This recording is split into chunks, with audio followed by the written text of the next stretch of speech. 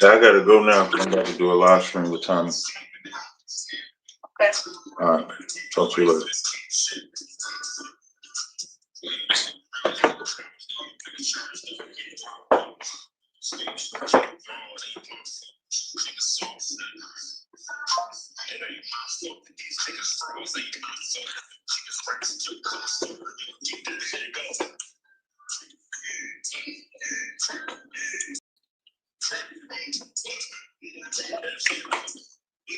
Hey, what's going on, everybody? How y'all doing today? We'll be joining Tommy's live stream in a second. Let me see. Click this here. Okay, over here. Okay, doing that.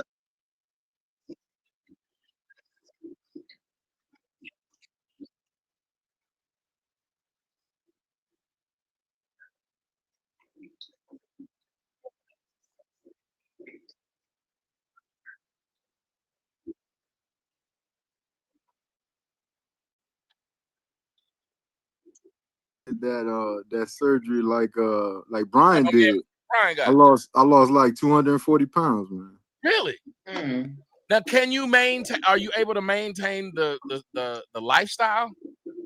Yeah, so basically, you can eat basically whatever you want. It's just 1/6 of the portion. Like your stomach is about that big, so you can't really and you know when you used to be kind of a glutton, and you get to this point, you know how you eat a lot, and then you get that wonderful full feeling where you have passed out. Like that feeling is gone. It's like, okay, I'm full, and if I eat one more bite, I just feel sick. So I can't even get to that point anymore. So it's not a, you know, You don't enjoy it.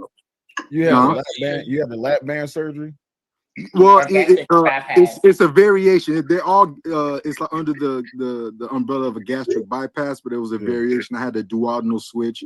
You'd have to ask a doctor what the real differences are, but they all basically the same thing. But yeah. Yeah, when you get your stomach cut, and it's stapled and it can't get any bigger. With the gastric sleeve, it is literally like a netted sleeve that they put over a portion of your stomach, and to keep it like that, and it doesn't go out. No more. Correct.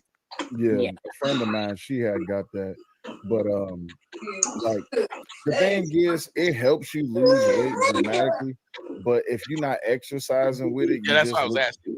Yeah, you just literally look like bones and skin. You know. Oh yeah, like I was at the had my personal trainer session this morning. I got I didn't want to die, first of all. That's why I went through the surgery, because I was, it's been 432 pounds I was. I think the other day I weighed in at like 197.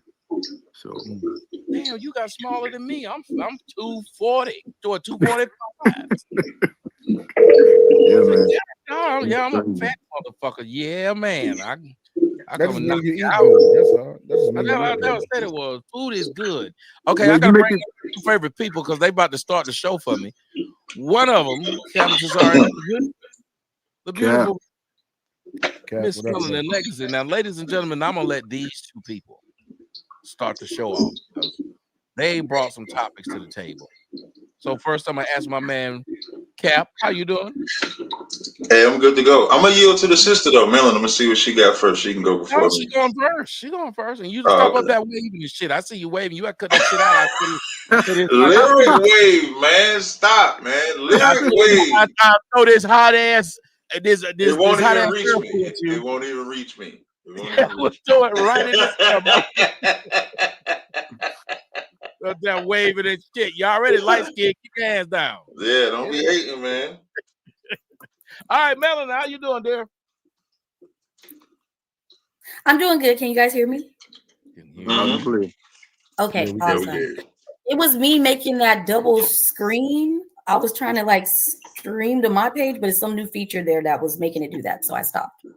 No. You fine. You Did you fine. talk about on StreamYard? Yeah, I was trying to Yeah, it connect my lets you page. do. Yeah, Oh, let okay. you stream And to then it was yours. making 2 screens of Tommy. I don't know why though. I know No. StreamYard added this new feature where you could do Yeah. portrait and landscape mode at the same time.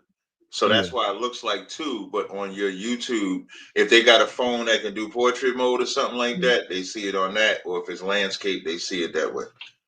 Okay, did his followers see the 2 screens though? Like did the live see it? No. Only us in StreamYard would be able to see it. Yeah, only. Tap, they said you got the wrong mic on. You got the computer mic on. All right, thank you. You can fix that while the beautiful Miss Melanin tells y'all something. Now, Miss Melanin? No, you still ain't. Wait, you still on mic. I'm on the wrong StreamYard. See that? You're gonna play the video though, right? Give us the fuck shit. Yes, ma'am. I was about to There we go. let them see something. And I want you to describe, let me ask you, first off, what was it that made you bring this to the table today? What was the thing that you looked at, saw this and said, yeah, we need to talk about this? Well, for one, this is an incident that's never happened before on TikTok by a woman. Secondly, the reaction, the sympathy, the understanding that's happening behind the situation is another reason why I chose the video. Everybody's not on TikTok because TikTok runs panels, but I've been listening in on several conversations in different rooms, and the amount of understanding and just not harsh response that is happening for her in this situation is something that I feel needs to be discussed. It just, everything about it needs to be discussed. I don't want to say too much because I want to hear people's honest opinions if they don't know about it yet. So, but Blueheart is here, so he will probably speak last with me because we are aware. Okay. Well, here's one thing we're gonna do. We're just gonna play this small piece, which with no context, and then we'll play it again. Check this out. I don't know. It was weird. Like, so fuck. Let me call you right now. Oh fuck. What was that? Fuck. I'll take somebody. You okay?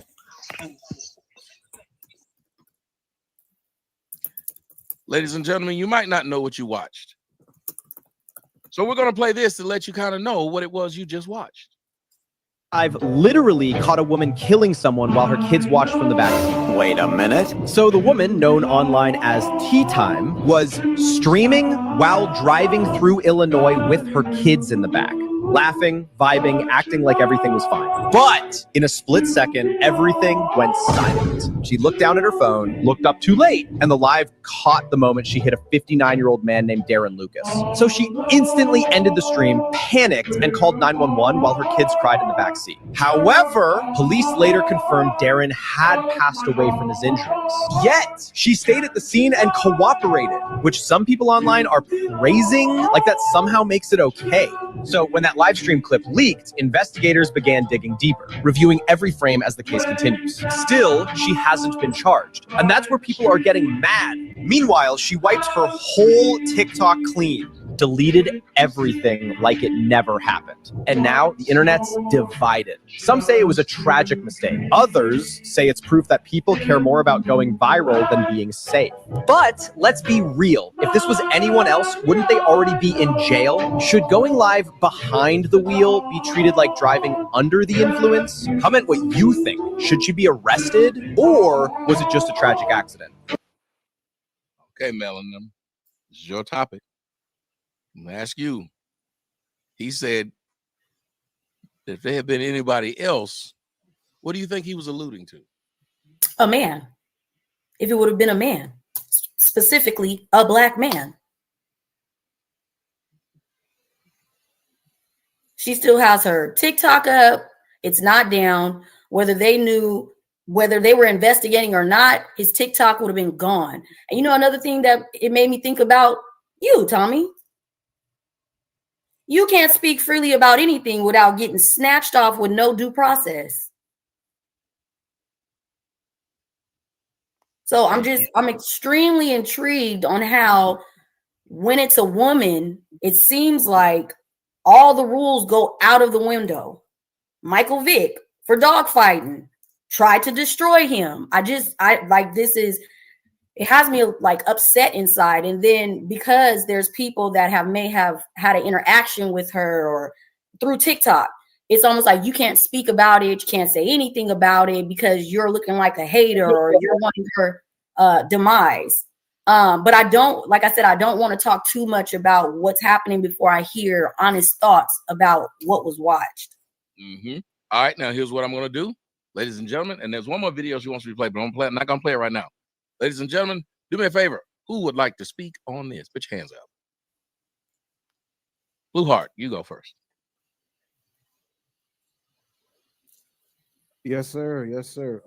I would like to give a special thanks for the invitation to your show once again, man. It's been a couple years. I've been catching you on TikTok a little bit, but they've been snatching you, basically how Ms. Melanin said, without any due process. Even when you take it easy, man, they'll tag you, flag you, report you, and then you're non-existent on social media. But when it comes to the now infamous T-Time,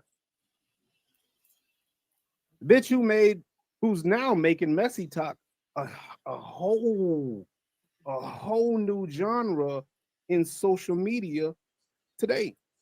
She's making a name for it, and it's not good, ladies and gentlemen. Elaborate. What's messy talk? Messy talk is where they go to expose people's personal business, where they dox them. They have funerals for people's children. They wish they are unalive. They unalive. Go jump off a bridge, a cliff. Why don't you hang yourself? Even if you're fucking. Hey, listen. That's what they do. Everything they're getting to each other's business. They'll befriend you. They'll let you know how good of a person you are, such and so forth. And the next thing you know, motherfuckers' dirty drawers is exposed on social media. I didn't know this bitch was a nasty bitch. How they'll do it? I didn't know this bitch was just this nasty. All of a sudden, everybody 6-figure motherfuckers on the goddamn app. But now, we clearly see what the fuck has been going on. She been staying at her mama's house for her and her 6 kids. They got more goddamn kids than they got room in the house. And don't nobody want to work in that motherfucker. I saw a roach crawl out the cereal box the other day. Everybody act like they don't see it. But I saw the motherfucker. I kind of laughed. Those are the type of some bitches that they got at that motherfucker. Like, they are literally dirty. They're dirty over there. They don't play by the rules.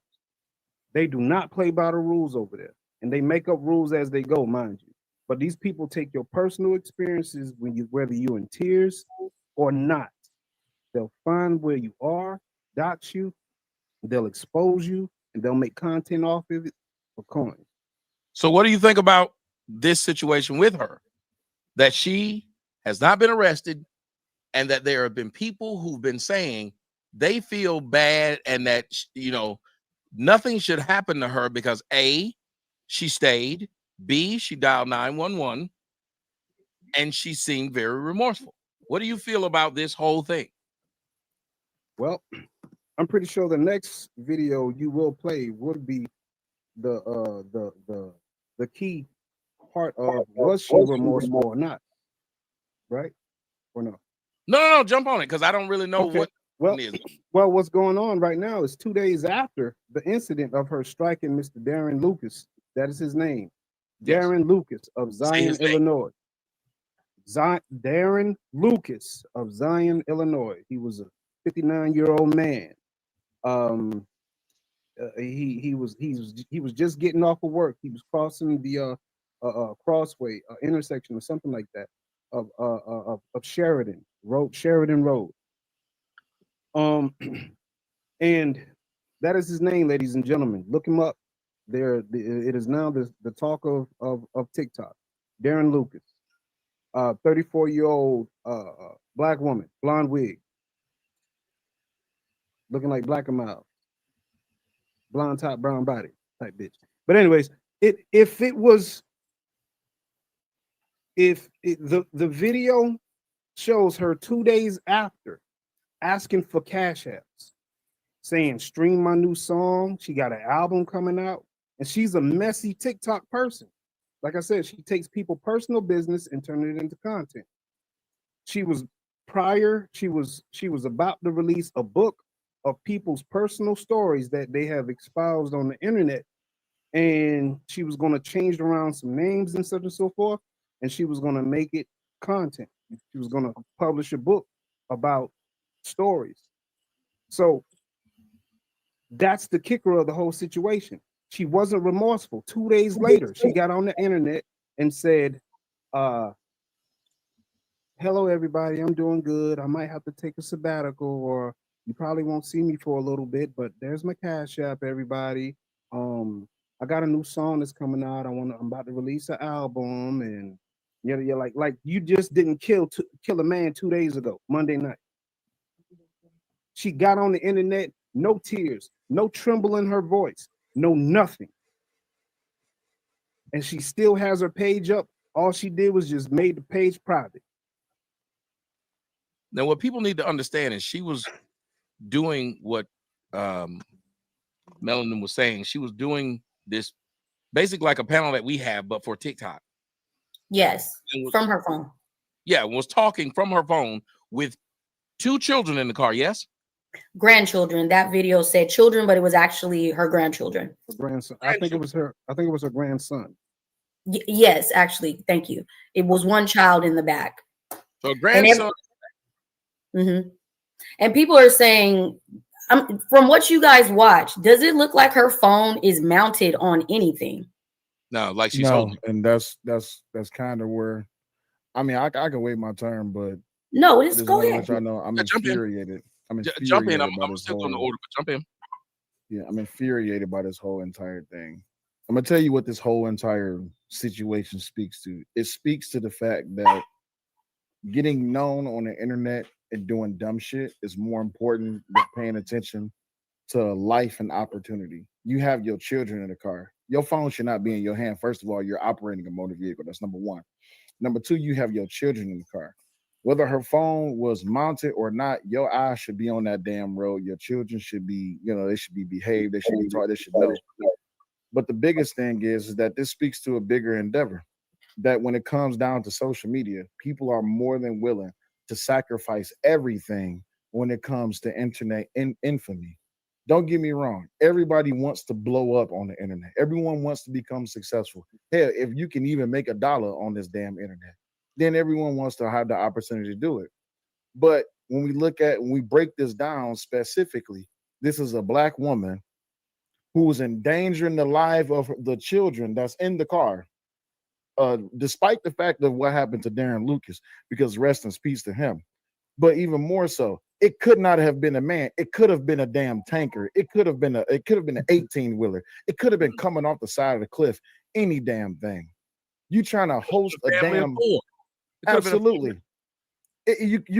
This could have been you going off the side of the cliff and you paying attention. You running a damn panel on an app because you trying to have content. Content is not more important than your life or the life of others. And because it is the fact that it's a Black woman, the reason why it's so polarizing, because we all know this. I think this is something that we've been talking about for the longest. I think even Malcolm X even alluded to it when he said that the most protected species in the whole entire world is the Black woman. So anyone now who's unprotected and disrespected. My bad. Unprotected. Yeah, I was about to say, I don't know about that shit right there. No, I was speaking too fast because it pisses me off because now. And I just looked it up. I'm all on Facebook. I'm on Reddit. I'm on everywhere. Just look it out. Just typed in the name Tea Time, Darren Lucas, charges. And I see people up here defending this bullshit. Oh, well, she's a black woman. She did the right thing. Okay, so now y'all gonna use this to try to defend Carmelo Anthony too, right? So as long as we take somebody's life, as long as we stand there and call the law, it's okay as long as we be remorseful. So nobody should be charged, right? To hell with the kids, what the kids gonna go through. To hell what other people gonna do online. And as far as messy talk has been around for a minute and ain't nothing but the beef sector of TikTok. That's all it is. That's all it is. And if anybody knows TikTok, that beef sector in YouTube took it to TikTok. The Section 8 sector. You know what I'm saying?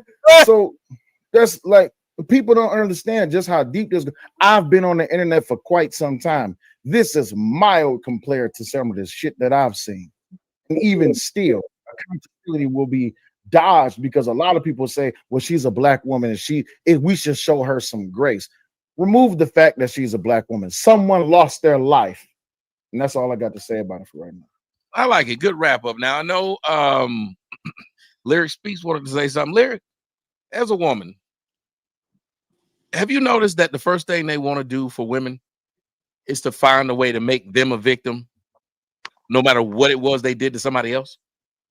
Absolutely. And I think the biggest thing is we got to stop taking females, quote unquote, showing what we would call remorse and saying that it's true pity, that they really feel, that they're really upset. We're confusing them being, showing remorse because they don't want to be in trouble themselves. So a lot of the sorrowful feelings that they're expressing has nothing to do with the person or what was done, because every act leading up to that just proves that, she is in no way concerned about anybody but herself, not even her grandchild. Number one, also, like he stated before, without saying it in these words, driving is a privilege. So the fact that you would be so beside yourself as a grandmother to have your phone in your hand and a grandchild strapped in the back seat and not care for his life because you're in a dangerous weapon. We all know how bad cars can kill people and have killed people. You was unconcerned, you wasn't concerned about your grandchild's life. You wasn't concerned about anybody else's life. Therefore, her actions cause somebody to die. Now, usually in cases like this, when things like this happen, they do chuck it up as like manslaughter because they're like, trying to find all avenues of how this was an accident. This was not an accident. If they comb through her TikTok and everybody, I don't know her, but what if everybody is saying it was negligent? If she was on a live stream while driving, this to me was purposely done. Was it planned? No, but it was purposely done. And they should do like the guy that was narrating alluded to, throw the book at her like they would do if it was a man. If it was a man smoking and on the phone, they'll pull out all the laws of how it's against the law to be on the phone and everything else. So I definitely want to stop saying women are remorseful when they get caught because they show tears. That is not true pity. They're not upset about what is going on with the person that's going on. They are upset because they are now caught. That's not being sorry. And then again, like you guys had debated, is she sorry number one or is she sorry number three? And I say she's definitely sorry number three. I like it. What a great end. I like that. That was a good callback. Good callback. Sorry number three. She already had that written, but I like that. Go ahead, Patrick. Well, these people don't even have the fucking wherewithal or the intelligence to pretend like they're remorseful. That's what makes it so egregious. They don't even realize how people will see the situation and act like they're sorry. If she's still like gentleman said, like if she's still on TikTok asking for cash apps and people are actually defending her, I don't even know the state of this country and this world right now. That shit is disgusting. I can't even believe it. The punishment should be worse than DUI. If you're on your phone and you driving a car, that shit is crazy to me. Crazy. Killed somebody. That shit is stupid. What about all the people? Because on TikTok, people are saying we've all been on our phone while we've been behind the wheel, whether it be texting, talking. We've all touched our phone. Navigation. We've all done it. What do you feel? It's all wrong, especially nowadays when you have. My car will literally text and talk for me. I just speak it into the car. Text this, send this. You don't have to touch your phone. If you haven't got to the fact where you to the point where you can afford a car like that, put your phone down. Do you not care about your own life? Because if you veer off the road and kill yourself, should we all be like, oh my gosh, that was so sad? No, that was stupid. And what does Tommy say? If you play a stupid game, you win a stupid prize. Her stupid prize should be in jail. Mm-hmm. Yep. Throw her ass under the jail. Yeah, I'm with you on that. There's that idea of you hit this man. And again, it goes back to the story of when I told about the woman, and I'll do that probably tomorrow.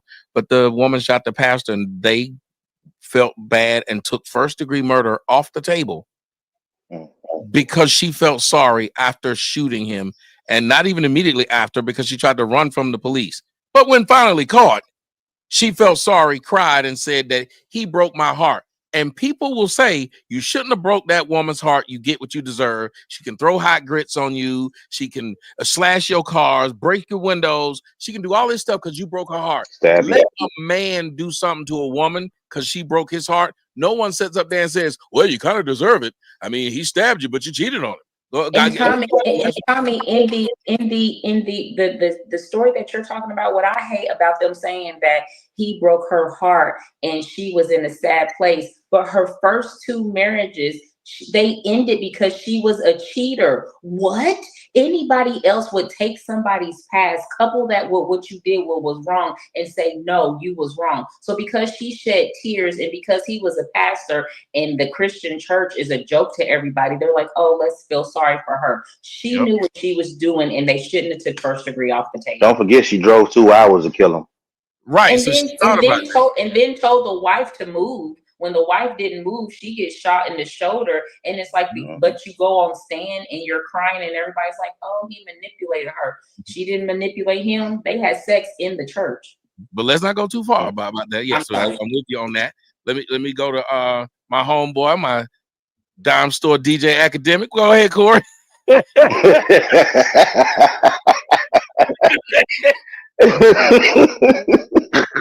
I'm gonna have to take that one.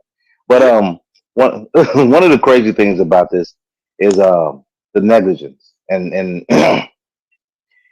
I'm trying to think of what I know. I know one of the charges is one of the very first charges is that she had a phone in her hand. That's a charge in Illinois.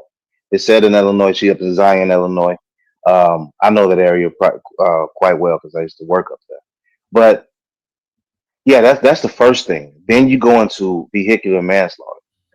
And manslaughter is going to say that there was no intent to it. She didn't. Of course, she didn't. I could sit there and say she didn't intend to do it, but she was negligent in her actions while she did it. She should be charged. Anyone that does that. I just was helping out with a case with a brother by the name of Bobby Booth. He had to plead out. He was jumped by some illegal immigrants here in Chicago, 87th and Darren, if you don't know. He was a security guard. He was at his job. He was telling them that they need to go back over to Home Depot because he was working across the way at Starbucks. He was the security guard there, in that plaza, and he was trying to head on the move. They jumped him. He pulled out his firearm. Actually, they jumped him and broke his finger. He pulled out his firearm and defended himself, and he wound up being charged with aggravated assault by discharging a firearm. Later on, had to plead to another felony. Still, which I think is he can get it expunged and he probably can get his rights back, but he had to plead to a reckless endangerment because the state would not let up. They were there to protect the illegal immigrants more than they were to protect him because he used that firearm in self-defense. But to correlate all of that is they pick and choose and they have their favorites. And this is up in Lake County. I would be more inclined to know who does she know. Because I know that sheriff up there in Lake County, he is very lenient towards black women. I can guarantee you that. He's very, very lenient because that sheriff, he runs that county, and trust me, he is a liberal. Do you mean to tell me that does the sheriff have to say something, or wouldn't the DA be able to see this? People have sent in the videos saying, hey, this woman did this and it's on video. Wouldn't the DA be able to take this and say a crime was committed based upon, as you just stated, all the laws that we know, plus a person is dead? Yep. That person is dead, is not coming, and is not coming back. Yes, it can be an unfortunate accident, right? But that person is still dead and never coming back. You get to live your life after how many ever years that you serve. But yes, the state's attorney should pick it up.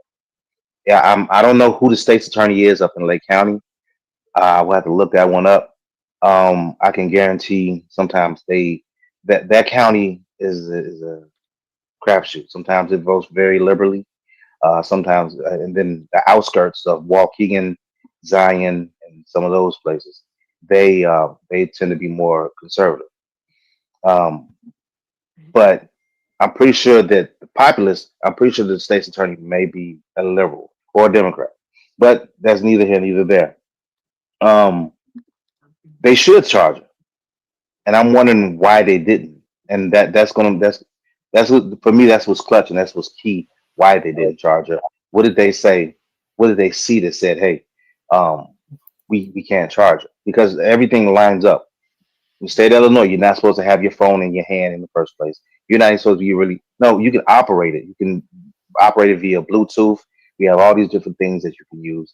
I have a Bluetooth in now, even though I'm at home. But you have all these different things that you can use. You can put it through your radio. But you had it in your hand, and you were not paying attention to the road. That is clear cut negligence. I just lost a best friend and his wife that was hit by a driver just days ago. Right, he was killed, and his wife was killed as they were walking back from the store. They had just got something to eat, was going back home, and I I think that driver should be charged. They're saying that her wounds, his wife's wounds, are consistent with someone that was driving too fast. Evidence will tell the tale, and they have all of this evidence on social media, and she should be charged. I agree. And listen, they say distracted driving, I think it's 4 or 5 times worse than drunk driving. That's apparently how bad distracted driving is. And I think you're a fool if you riding a bicycle or walking nowadays beside these roads, knowing that these people are constantly looking at their phones. You can look at people's. How many of y'all drove past somebody, looked over your, you looked out of your window, left or right, and seen somebody just doing like this, and then you see, and it's a scary thing to say. And I want to say this. I see it all the time in the truck. Mm-hmm. And I'm gonna say this. I'm gonna pass it to Lisa because we're gonna end it with Cap because Cap's got the next segment. But I'm gonna pass to you, Lisa. Well, one of the things that the guy said in the video, and I don't think we want to elaborate on it, but I'm going to. When he said if it had been anybody else, I took it as this white boy saying if it had been somebody white and they killed a black female or a black person, that it would have been more talked about. Because remember, you never hear white people running around hollering, say her name every 5 fucking seconds and being mad that because a black person did something to a white person and trying to make a whole big deal out of it. In this situation, had this been a white person who had been texting and hit a black person, it would be all over the news if they had not been charged for it. That is what I believe he was saying. Lisa, what do you think of this story here about this woman hitting a man while being on a TikTok live and talking to people with her grandson in the car, killing him, and she has not been charged? 100% true. I've worked with law enforcement for 35 years now. And even in the office within clerical, and everyone's going to hate me for this probably, but the black girls that work with me get away with murder 100% of the time. And that also goes with them being on the road. I'm sorry, but it's true. You don't have to say you're sorry. Everybody's giving what their thoughts are. I have stated, because I do a lot of the videos of the arrest or the people getting arrested, and I noticed that the length of rope that black women are given with the police officers are way more than most people I know. I saw a video the other day, and I don't know if y'all have seen it. The black women at this restaurant got into a physical altercation with the cop, beat the cop up, had him on the ground. He got up and did not arrest anyone. I said, had it been some black dudes put his hands on him, he'd have shot them. 100% true. 1000% true. I've seen it over and over and over as long as I have worked there. So why do you think the other side, then, the white people, the family of the man who was murdered or killed in the car wreck, why do you think they are not coming out and doing the whole say his name, we demand an arrest? Why is it that a lot of times in a situation like this, the white side stays silent? Because they know it's useless. They know they don't have a voice. They know that no one will feel sorry for them. They know all that. Time after time after time, who do you see always on TV complaining or yelling or whatever the case may be? They get away with murder. And that's just the way it is. I don't know why it is. It always has been. That's got to be a bit depressing to feel like you can't say anything, or that if you do speak up, they might call you all kinds of names. Because I'm sorry, if it's my family that this happened to, I don't see how I can stay silent. Melanin, before I pass go ahead. Melanin, before I pass the cap, why do you think they're silent? I think they're silent because they're probably trying to gather all the information. I don't think they're going to be silent for long. How long has it been? How long has it been? This just happened, what, Monday of last week? Monday, yeah, Monday afternoon, night, Monday evening. Monday night of last week. Oh, not this past one, but a week ago. Yes. Oh no, if it was black folks, it'd been on. If this happened on this Monday, if it was black folks, today it would be world news. Absolutely true. I'm sorry, it would have been. If no arrest happened, it'd been world news today. Yes, I agree. I don't understand why she wasn't charged at the scene. That's why I said it would be that because Al Sharpstone and Crump, they would have been on scene. Tommy, I got before we pass the cap, I know we want to do that. Real quick, because she lied on the scene. She didn't tell them she was live streaming. It was people who were her mods on TikTok reached out to the local law enforcement to say, "Hey, I have information about so and so and so and so." But what lie did she tell? Still, there's a dead man. Well, he wasn't dead at the time, but he'd been injured. What could she tell them to be able to drive home when you see that she caused this accident? He stepped in the road, she didn't see it. He stepped in the road, she didn't see him. It probably could have been a wanted suicide, whatever the situation was, but she didn't tell him she was distracted. That's why she wasn't charged. That's why she was able to go home. That's the kicker. She's been home for 8 days. She's been, usually when they investigate something, they take within 3 days, 4 days, maybe not even that long. They know if they're going to like place you on a hold, if there's going to be, more questioning and things done. An investigation starts at the scene, and it is not prolonged like this. It's not fair that nothing is being said. And when you look up the information to read about it, it hasn't said that she's being questioned, that any, an arrest is going to be attempted or none of that. So that it's been 8 days. It happened on the 3rd. And you got to think, because if she's driving fast but tries to stop and hit him, they can tell how fast she's driving by the skid mark. From what I was hearing, she didn't even step on brakes. She just hit him. Yep. And that should have been the first thing they saw, which should have said either A, he jumped out there like Superman trying to catch the car, or you hit this man because you was doing something else. And the sad part about it that we're not even talking about, I don't know how old that child was, but how traumatic is that for this child to know that this happened? Because the child seen it. Cap, you got the floor. So if we normalize that accidents happen all the time, a lot of people die from accidents, unfortunately. I think what makes it more bad with this particular woman is her lifestyle. Now, y'all say she was a grandmother? Yes, she's a grandmother. Yeah, y'all know on the internet they saying she was only 43. Oh, I was about to say, is this a black woman's grandmother? She probably about 31. Yes, her daughter had a child. Her daughter wasn't fit. Listen, I don't even want to detail. 43 is all I need to know. That's all I need is 43. Secondly, first, when we talk 43 about and a TikTok star. when we Don't forget talk that about part. videos of people getting beat up, I got videos of cops getting beat up by white people. They stand up and don't do nothing either. So I'm not one of them that's going to take this as an opportunity to say that black women just get away with murder, because I disagree with that. It's not up to. I said we wouldn't be able to do it. Listen, I you wasn't hear what I talking to said? you, I was talking to Lisa. Oh, okay, I'm about to say. Yeah, I said was black talking to men. Lisa to try to say that black women get away with murder. I disagree with that, because white women get away with murder. So, but in this conversation, we talk about this black woman. This woman is horrible because when you do something like that, you would think you would take like a month off, or you would take some time off, because at the surface level, she doing everything right. She stayed at the scene, called the cops, she working with them. Nobody wants to go to jail, so I ain't even faulting for saying I wasn't on the phone. That's an innocent thing to do. I wasn't on the phone. Let them find out. Because you're not thinking that this person is going to die. They're not doctors and nurses. I'm not telling on myself. I'm with you. You have a regular fender bender.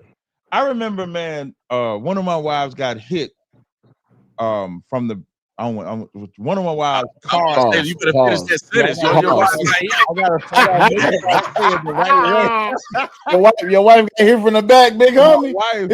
My wife's car. It was actually my car she was driving. She gets hit, and the driver that hits her try to act like it was her fault. So it's a normal thing at the scene of a crime to, make it beneficial for you. That's so that let's say if you say, okay, that's that. But then when she leaves the live stream world, that's obviously her source of income. That's why she had to come back. So she couldn't stay off, because a lot of these content creators, that's their life. That's their livelihood. So yes, I got to get off. I'm privatizing my account, but where am I going to get my money from? So now, yeah, she got to get that money. So when it's a matter of morals or money, that money start coming up here, and the morality start going down there. So she is who she is. She had a car accident, and she was who she was in a car accident. She was a woman that cared that she hit somebody with a car, but she loves money more than she loves him.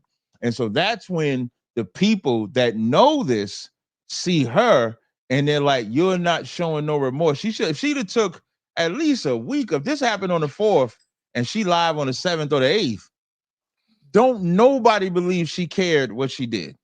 Nobody believes that. Does it seem black women are kind of remorseless though in situations like this? Like somebody said, the brick lady was right back on the internet. The lady who had defrauded these people out. It's been a few of them that got caught defrauding people. They didn't stop. They went right back. Like, who gonna check me, boo? Right, and that's the biggest crime as far as the investigation. Unless y'all saw something that said the investigation is over, I had looked it up, like how long after vehicular manslaughter can charges be brought, and that charge can be brought up from a year now. So it doesn't, like, it's only been a week. Like a couple of days from now, she could be charged. They could be looking at the evidence, seeing what the angles is, what the fight is. They might be trying to see if TikTok can take that green screen option off, because if TikTok can take that green screen option off of the video, then it's a open show. Well, they already rolling out something where they No. I ain't talking about. I'm not talking about on what TikTok does going forward. I'm talking about in this particular incident. So we don't know what the prosecutors are doing behind the scene. They don't move at our pace. Of course, we live in a microwave era where we expect it to happen right away. As far as the racial aspect, because it's a car accident, I don't know if I can put that in there. I don't know if I can put it in there of a racial aspect, because it's just a car accident. It's not, unless you're going to tell me. No, we're not saying she hit the white man on purpose. Right. No, that's what I'm saying. When y'all reversed it and said if this is a white woman that hit a black man or a white woman that hit a black person, they be all over it like this. Because it's a car accident, I don't know if that would be the same. Black folks would not care if a white person and they knew that white person was on the internet. But now like, they had not been put in jail at that point. No. Now that part I agree with you. But if I'm not mistaken, all the people that are on her are black, right? Well, no, it's some. No, the white TikTok space is on her head too. But Yeah, I'm, Are you saying, talking about who's discussing what it? I'm saying is black people are because I think you made a mention, Melanin, to say that or not you rather. I think Blue Heart said the mods contacted the police, right? Yeah, she didn't. Her moderators released the footage to the And they're police. black, right? We don't. I don't know. We don't know which one of her moderators. Well, You know, white moderators too. I didn't know that. No. I can tell you right now, majority, if not all, of her moderators are black. See, but that's the thing about Messy Talk. You can befriend your absolutely. You can what? You can befriend your enemy. No, when you befriend your that part is cool. My point in saying that is that black people are fair in that. So black, no, they was. Y'all said if it was white, they'd be making a fuss saying she should be arrested. This is a black woman. So show me some black people out there protesting. No, this ain't. That's the fuss I meant making. Okay, not turning this on evidence. Car accident. I don't know if black people about to be marching over a car accident like this. Cap, they literally everything that the white person doesn't get. Y'all gonna make me think y'all just hate niggas because I don't think. Hold on, okay, so let me say this. I do hate niggas though. Okay, so let me say this to you. I love niggas. Me personally. Okay, hold on a minute. I love niggas, man. Okay, hold on a minute. Oh, I gotta say this to you. There's a black man who was wearing a Dolphin shirt in Miami, and he was dating a white OnlyFans chick. And that white OnlyFans chick murdered that man. And when she murdered that man, they act like they didn't want to put him in jail, and there was a big fuss. Who put her in jail, and there was a big fuss. The big fuss was, hi, that's what you black men get. They didn't go out and act a fool or do anything among. That black women saying that? Yes, they said that's what black men get. Black women die. But here's the thing I want to tell you what they do and have marched for. If a white person is doing something, and even if it's an accident, if they're not treated like a black person or blacks feel like they would have been treated, meaning they would have been arrested on the scene or they would have whatever, this happened because they was in neglect.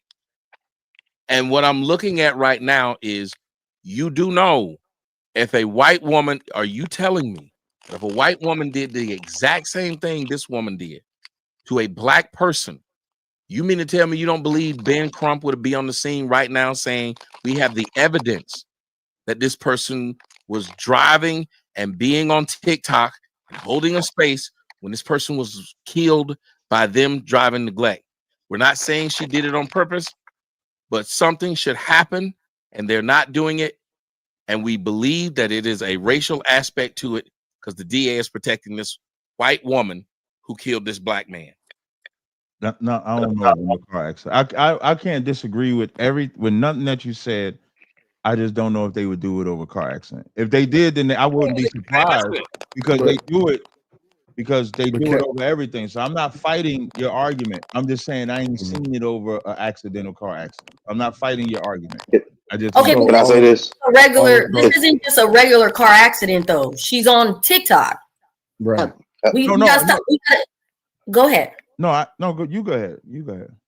No, because I want to understand you. Because to me, it should be more noise because you're on TikTok, and to me, from what I see, that phone is not mounted on anything. Like people are trying to say her phone was on a mount, she wasn't holding it, and all of this, making excuses, all of this, trying to make it less bad happening. So it should be bigger. It should be an outrage. I thought it was outrage, but what sound like y'all saying is that black and white people are on the internet saying she should be arrested. So it sounds like that there is outrage. When I Googled it, the New York Post talking about it. When I Googled it, The Root is talking about it. So it is outrage. What I was talking about is I don't think nobody is going to march for it on either side. I was like, if it was, that's all I'm talking about. But as far as the outrage, it sounds like y'all are saying that it's outrage from black people and white people that she. I think it was online. It's clout rage. Them two different rages. Yeah. It is. You know what's funny though? I think it's clout rage. Even the scenario that you gave, I can't tell you that wouldn't happen because I think that could happen. Like some if that was reversed, some black family probably call up some black person that loved that spotlight, and for the spotlight, they would do it. That's why I said Are you gonna start using clout rage before I get you out of all this shit? Everything y'all say on this stage, I'm gonna steal it. I'm telling you. Hey, but Cap. But I'm gonna give you the credit for where I got it from. I'm gonna say Tommy taught me that term. It's like if I say listening is an art, that's mine. Sizzling your spirit, that's mine. Y'all free to take it. Y'all free to pause. We're gonna let you keep them. But let me say this. Let me say this right quick. Hey, listen. But Cap. Go ahead. I'm gonna give you the last word. And then I gotta play this one other video that Okay. and then I'm gonna give her the last word on it. All right. So I was with Cap. I understand what you're saying, but I think more or less it's the audience or the people that make it even more, make it go along racial lines. The whole thing with the Carmelo Anthony and the kid that he stabbed, right? That was between two kids. Austin. Yeah, Austin. Yeah, say his name. I know. I'm sorry about that. Austin Metcalf. I just couldn't think of it right there. You should have not walked up on him.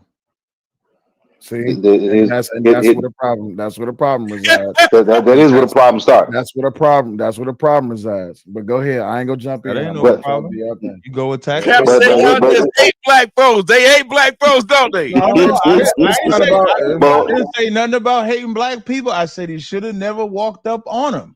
I'm talking about they hate black people. Okay. Agreeing with that boy killing that white boy. They believe that white boy's wrong. They hate black folks, don't they?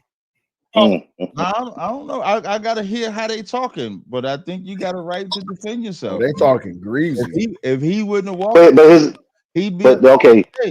He'd be alive. Even with that, but even with that, understand. Defend yourself. Understand. Defend yourself. But when you take it to the level when a weapon is used, that's different. All right, that's a different subject. All right, but here's the thing. But even more, it was adults. It was the people. It was an outrage from everybody on the internet that made it very racial, go along racial lines, and everybody had to argue about who was right or wrong. Once we hear all the evidence, my thing is I'm reserving a lot of my rights for when I hear the evidence in court and sit there and I can analyze everything that they're talking about. Who did what? How did happen? That I agree. Right. I agree. Now, Corey, that would be an accepted premise if it wasn't not for people sensationalizing the stupid incident and trying to make it into something that it don't need to be, such as with Carmelo Anthony. They're trying to make it into a fuck around, find out situation when it was just the simple fact that this boy brought a knife to a damn track meet that he was not. That this boy got bullied and he wasn't supposed to bully. Where's the proof that he got bullied? He got stabbed. Who? Wait, Carmelo. Wait, hold on. Carmelo Anthony got stabbed. No, Carmelo. The white man that got stabbed is the proof that he was bullying. That's not proof because niggas. Wait, hold on. Walk up on niggas do dumb shit all the time to people that they don't know. That don't mean that they got bullied by them. If he don't walk up on him, do he get stabbed? If he don't walk up on him, do he? That don't even make sense. So, no, it doesn't because if them black folks in that church in South Carolina didn't let that white boy exactly. Come on, now. Listen, but I agree, Tommy. If they didn't, first of all, a white boy coming in a black church, they should have raised a red flag, right? So let me get this right. Let me get this right. Flag right there.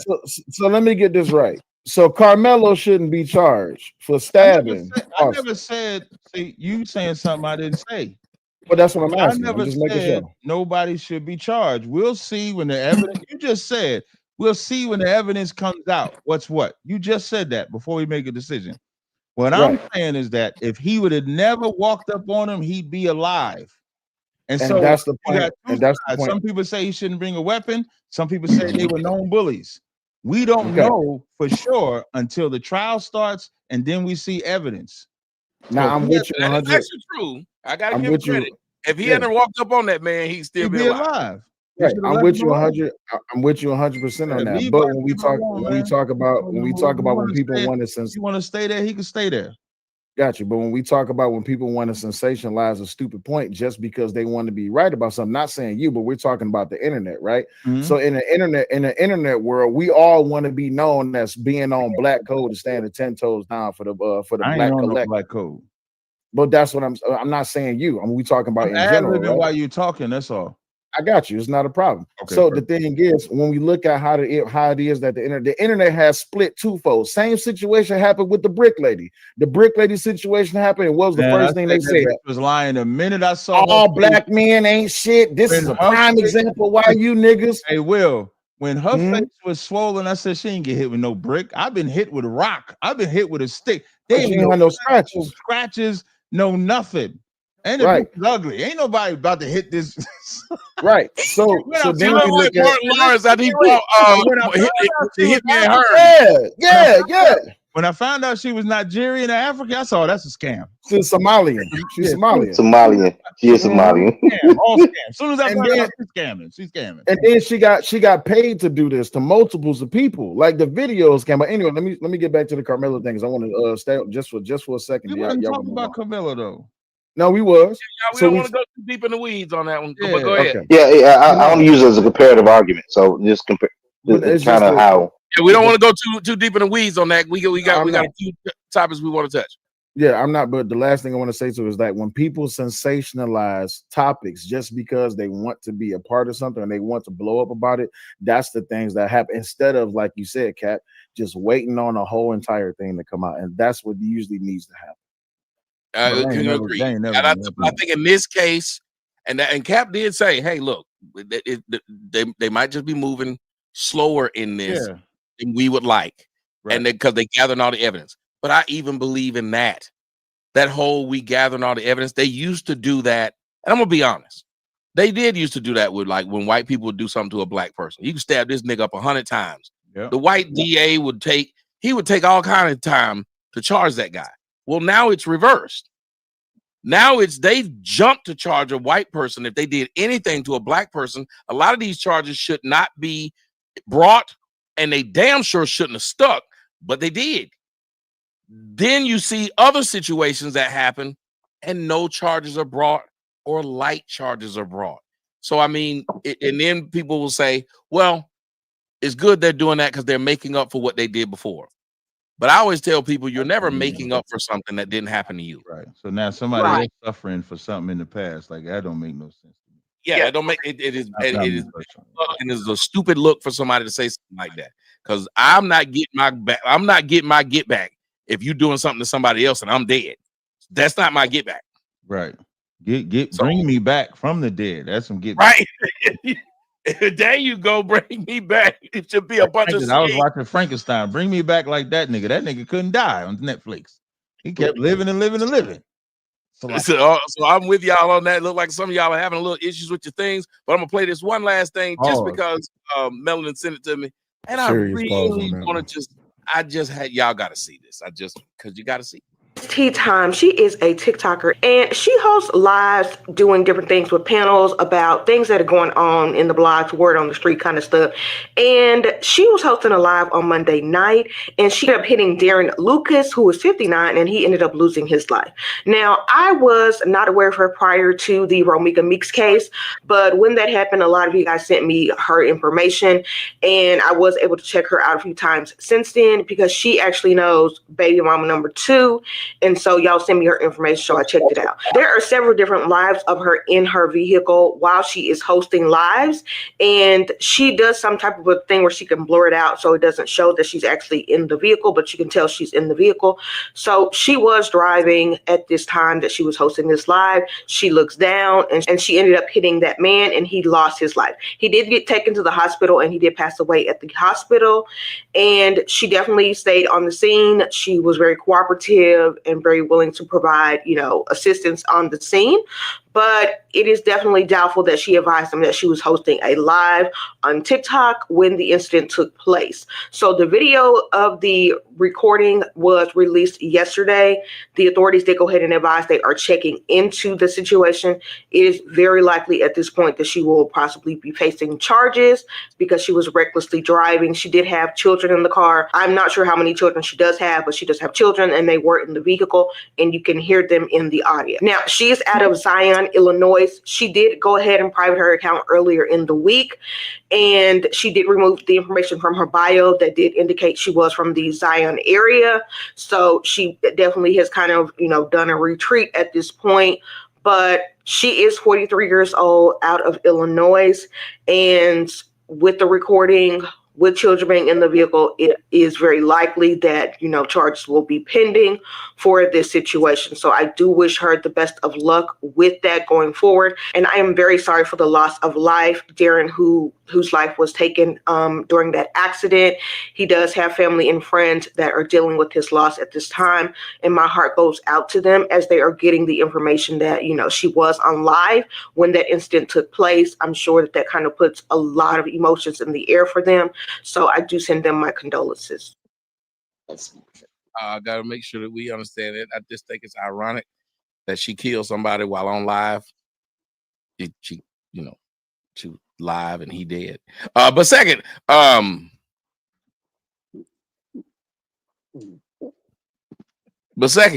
what the fuck is that on top of her fucking head? And I'm tired of y'all sitting up there, not sitting up there and sitting stupid shit. The only reason I'm playing it, I don't give a fuck what this lady You saw that said. shit too? You said I that saw shit it. like That damn shit irked dick. me. And y'all don't sit up here That and shit irked my nerves. and everybody gotta Get taken to the believe and that she was this getting real news. Darren Luke. I gotta watch this dead ass. What the fuck on top of her head? That is insane. She got on 89 tons I mean, hey, we of makeup. I don't understand. Look at this shit.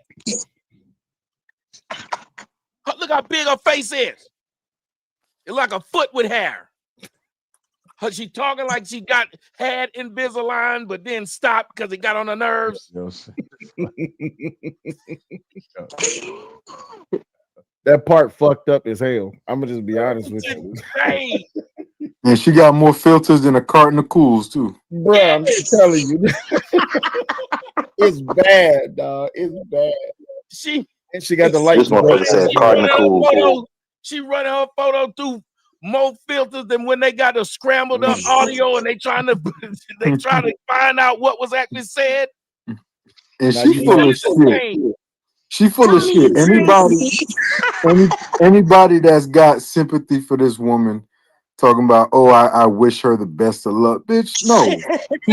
That bitch need to go to fucking jail. That bitch need to be put under the fucking jail. That bitch is stupid. Thank you. Patrick, I'm gonna be honest with you. I didn't hear nothing she said. That wig so fucked up. That's all I can stare at, bro. I was looking at that. I was looking at that. The wig was talking. It was a wig that was talking. The wig was louder than their words. I'm just like, damn, that's got that big ass part. You can see her scalp like a motherfucker. What is going on? I didn't hear nothing she said. My man, son, I know you threw 50 at me, but I just talked about that lean, and I cannot drink. I almost did it again, but I cannot drink because of what I've had. But he said that coonskin cap and that new face looking like a drag queen. Yes, it is That insane. was a man. That's I will a take man, I will take baby. a sip for you. Thank you, dear. Mhm. That's a man, baby. Yeah. Why won't this? Oh, he didn't know that back then they had glue. But I will give you the last words on that, Melon. What would you, if no charges are brought, what is it that you would like to be thought about going forward with this situation? Because, man, that just seems crazy. You hit a motherfucker walk across the street. Y'all talking about her going back live? I would say fuck the internet for a long time. That would fuck up my spirit. Well, I guess you actually have a spirit. Ooh. It shows that she truly does not have no remorse whatsoever. Yeah, when she went live saying to stream her music, about her Cash App. Why isn't his GoFundMe in your bio? Why are you not telling? She has a lot of followers. Why are you not telling them to go donate to his GoFundMe? And I don't care how much cooperation was going on. Did he cooperate it? He didn't get to stay out. So women, this is why we have this extreme bad behavior from women, because we do not get held accountable. It's like what we do don't matter. And then you guys wonder why there's no more order. And then all they got to do is cry. Mm-hmm. All they got to do is say, I'm sorry. Because again, I've never seen a woman kill a child, a man, or another woman. And when they went to court, they didn't cry. Never seen it. I got a quick point to make. Tommy, did you see that story in Detroit about the young lady who let the babies freeze to death? Oh yeah. Yes, in the car. Yeah, she was at the what was it? She was gambling. Garage. Those are my baby cousins. So here's how this whole entire premise breaks down. This premise breaks down that this black woman was homeless and that no one would help her. When it all boils down to it, of course, she lied about the whole entire thing. And still, she ends up getting a house. She's not been charged yet to this day. But the baby father, which is my cousin, he gets ran through the internet. Because why? He dating a fat bitch. Not the fact that his children has gone. It's the fact that his baby mama, who's psychotic, who has chosen to be homeless, his baby mama, who has been a detriment to them babies' health. The only sympathy that she gets is multiple news stories. She gets a whole entire home, and she gets the fact that she's walking around all of the world with no recourse whatsoever. But when it comes to him, the fact that he's dating a fat black woman, he gets drugged through the mud because he should have been there for his kids. But this is the type of things that we talk about. That when it comes down to, just like what Melanin just said, there's no accountability whatsoever. And if you call it out, oh, you misogynistic, you just hate women. No, it's just the truth. It's just the truth that's in the pudding. And it's a sad situation all around. It wasn't only just because she was just but it wasn't only just because she was big. I know what story you're talking about. It was like what she did, the light was taken off for her, and they was like, well, where's the father? Why didn't the father have, like, what does that have to do with the choices that she's making on behalf of her children? Absolutely. And I appreciate the brother asking me the question about 79% drop in the marriage and black women. I almost want to take it back I don't think you can insult black women with how few people are marrying them. You can insult them by saying how few white men are marrying them. They'll try to come back and say they're race loyal, but that's bullshit. But if you tell them about how few black men are marrying them, their response will be, y'all ain't shit and we don't want you. And I honestly think that they have gotten to that point. I think that a lot of black women see marriage as stupid. Like, remember, the girl who in the story we were talking about, my main thing was this bitch tried to claim that she got her heart broke by a married man that she was fucking. Lady, you wanted that man to break his wife's heart then.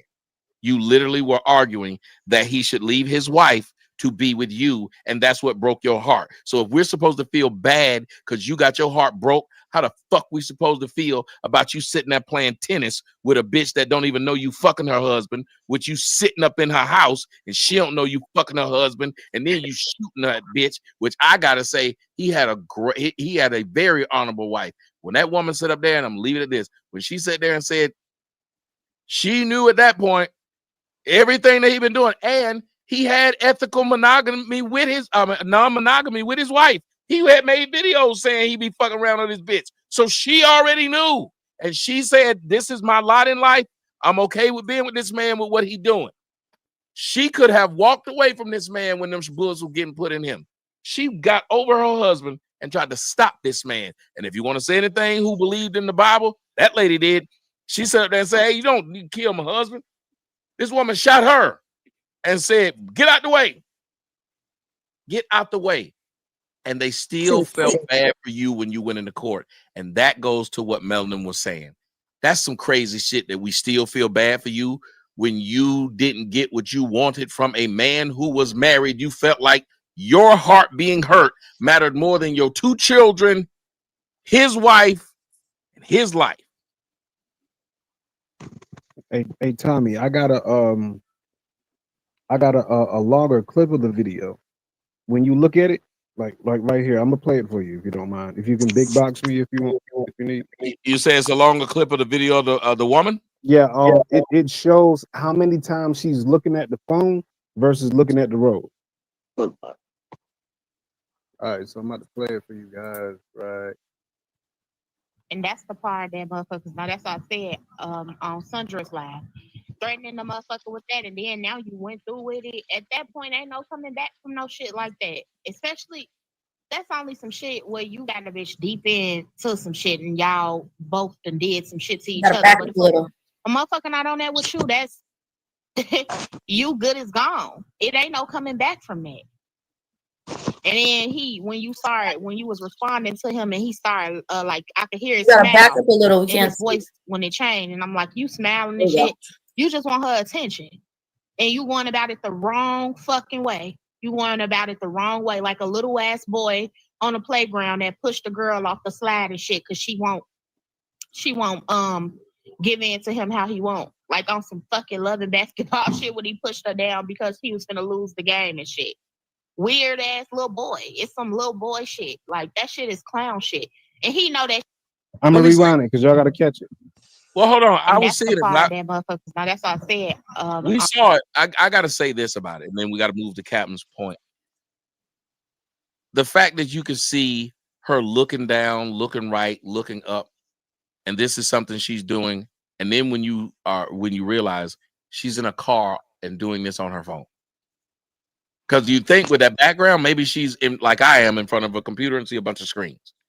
Maybe it would make sense. You wouldn't think that she's moving in a vehicle with kids in the back and is about to kill someone.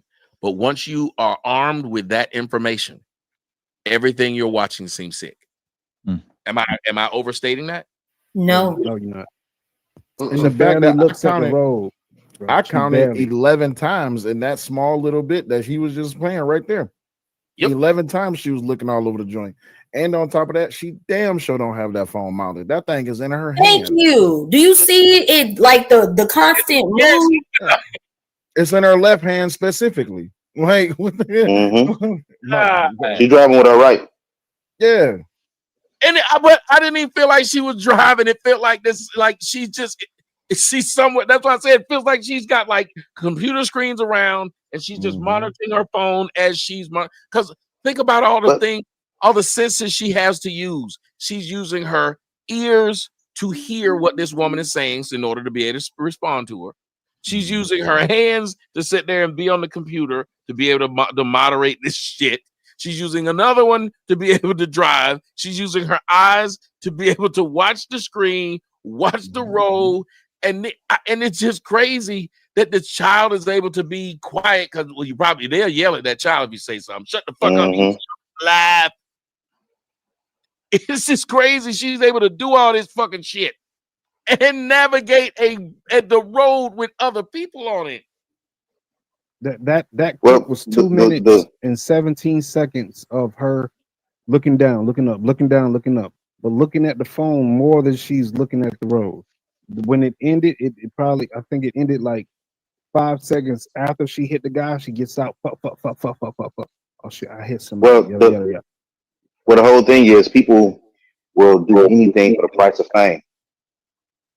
She felt like she wanted to feed that audience instead of just being at home and being in front of it. She had to feed that audience because, like Cap brought up earlier, that was her source of income.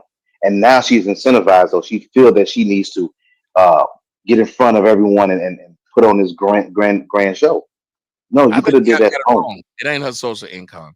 The money came from it, but I told y'all, what did I tell y'all the new currency was? I told y'all this back when I started. Attention. Yep. Dick and attention. These motherfuckers will do anything to get a couple of people to watch them. You don't have to give a bitch no money. Yep. Tell them right. You get. Hold on, I promise y'all do this. Go tell somebody I get 10,000 views, and then go tell somebody I give you $100. They'll go to your 10,000 views, even if you don't got to give them a dime. If they can be seen by 10,000 people, they will do it. Don't believe me? People have been on several of these shows where they tell them, we don't give you anything but exposure. You'll get your exposure, but you got to act the ass in order to get the exposure. And they've done it. They've done But think about the challenges they had. Yeah. All of the challenge, the Tide Pod challenge, Cinnamon challenge, Ice Bucket challenge, the crate challenge. I think 2 people died from the crate challenge. I'm pretty sure someone was poisoned from the Tide Pod challenge. All of these stupid challenges in order to reach a certain level of fame. It's just acknowledgement. Think about it. Think about how many women, and this is where it started for blacks. How many women felt like they were famous because they ended up on World Star? Yeah. Preach. I'm that girl from World Star. Bitch, you was on there beating the shit out your kids. You went famous for doing something stupid. You was getting slapped in the face with dicks, but because you got 10 million views, you trying to look at it, you trying to look down on me. You can't just talk to me like I ain't nothing. Yeah, a bitch like me, you couldn't have a bitch like me. Bitch, I saw the video. Why you think ghetto gaggers are so famous? Yeah, Well, yes. speaking of that, right? Well, No, speaking of that, those girls nothing. What's crazy is, so Tommy, so what's crazy is, I remember, I can't remember who said it, but it was a chick that talked about that made this statement. He said he gonna leak my nudes, or he gonna leak my sex tape. And I was like, so don't you know how much more dick that's gonna get me, or how much more attention that's gonna get me, or boys gonna be in my DM? It was some chick that said it on social media. I can't remember who she was, but she said that shit, and I said, it's not just about that. It's about the attention that they get from this shit. The attention-seeking behavior that's being fed, right? Do you remember my girl Brittany Jones? I told people I was in love with Brittany Jones, but Brittany was a hoe that was going around fucking everywhere in the world. She got kicked out of the court because she was fucking that man in the courtroom. I love Brittany Jones, boy. I don't know, that was a fan. But Brittany was broke. She was getting a bunch of the chick who was twerking in front of everything. She was broke as shit, but she was getting twerking in front of the milk twerking. Y'all remember that chick? Yeah, I remember that. Millions of views, no money. It didn't matter. She was like, "Hey, I'm the girl that be twerking in front of things." The attention, Caramel Kitten. Yes, the attention was all they needed, and that is the scary part of it. I got to bring my man Cap is Cap. What's going on, man? I'm gonna let you tell them. Wait, hey, if can you check your Telegram? Because if the video that I want you to play is better if you play the last one I sent you, because you could pause and stop it. Because the link is an Instagram link. You know, it's harder to pause and stop those. But if you look, Oh, wait a minute. What are you talking about? Oh, you talk about the story I want to talk about, right? Well, the one that you said with Mr. Cruz. Yeah. So the one with Cruz. So if you go to when you give me the link to something, I download it. Oh, my bad. How could I forget your professional? Be a profession now. Yeah, see, that's what Blue Heart was supposed to do. If Blue Heart had gave me that link to that thing, I'd have downloaded it. We'd have played it right, just like this. She owned us, and I remember she made me. She called me in the room. Everybody a backdrop, right? So Terry Crews, like we always talk about abuse, and most of the time the abuse is focused on daughters or girls for the most part. Nobody talks about the abuse that boys go through. And when I saw this video that we're about to play, Terry Crews is he about my height, more muscular than me. And I remember and we're gonna play that clip too, when he testified what Harvey Weinstein did to him. I couldn't understand how this big nigga, this how I thought about it back then. It was Adam Bennett, not Harvey Weinstein. It was Adam. Adam who? Adam Bennett. Okay, so Adam Bennett, white man, some white man, grabbed his balls and he did nothing. And I could not understand how this big man would let somebody do that to him. And then Terry did this interview. Can you play this interview, please? Okay, I got to take up for him. Sometimes you don't know what to do in a situation. You can freeze. Stop laughing, because I tell people the story. When I was with this dude, y'all ever heard the song "I Need a Girl Who's Mine"? That by this rapper named Loon. Loon lived in Atlanta and used to hang out, shit, and we used to hang out. Everything was cool. One night we were getting ready to leave because I was in his car, and I was getting ready to get in my car because we were supposed to be going somewhere else. And I said, I just follow you because I don't want to leave my car in Buckhead because I live in Gwinnett. And while we were talking, he took his hand and he put it on my thigh. Elbow straight to the jaw. And I was just sitting in the car like, maybe he, maybe them New York niggas is different. Because I just kept thinking. From Jersey. Yeah, I'm from Jersey. Yeah, I kept thinking, but them New York niggas is different. Maybe he's just doing the whole, how sometimes you put your arm on somebody's shoulder, you talking to him. Maybe he was trying to put it on the thing in the middle. Maybe I'm overreacting. So what I did was I said, well, all right, man. I said, I'm gonna get in the car and I'm gonna follow you up here. Man, I ain't never seen that nigga again. I never seen him again. But I didn't fight him either because I felt like, what if I punch this nigga? He might be like, what's his name? I like you. And I want you. The and booty warrior. He gonna take the it. Booty warrior. He gonna take it the hard way or the easy way. Hey, bro, listen. One of these ways we gonna fight, but you put your hand on my thigh, like, come on, bro. Like, there's no zones. You see what I'm saying? Yeah, I was wearing my options. I didn't know said no zones. Hey, bro, I'm in this nigga's car. What else? I'll give it. Elbow that nigga. Okay, no. Do it. Rihanna did to Chris Brown. Grab the wheel and throw that motherfucker. But hold on. I don't give a damn. But hold on, people. All right, so people, check this out. I've seen people freeze up in combat. I've seen people that no shit freeze up in Iraq during a firefight. All of a sudden, they was like, "Oh shit!" So I know what Tommy's saying. Like, you don't know what to do in that situation. It's a traumatic situation. I think as big as he is, he probably understood this because I did understand this.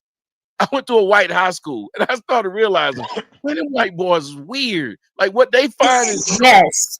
Them white boys is weird. You have to tell them, hey, you can't play with me like this. Because if you don't, they gonna play with you like that. I think this is different. I think this put him in a reminding place. Can you play the video? I'll tell you that. I will. I think it's different. I don't think it has anything to do with that. I think it has to do with what we're about to trying to give context to both sides.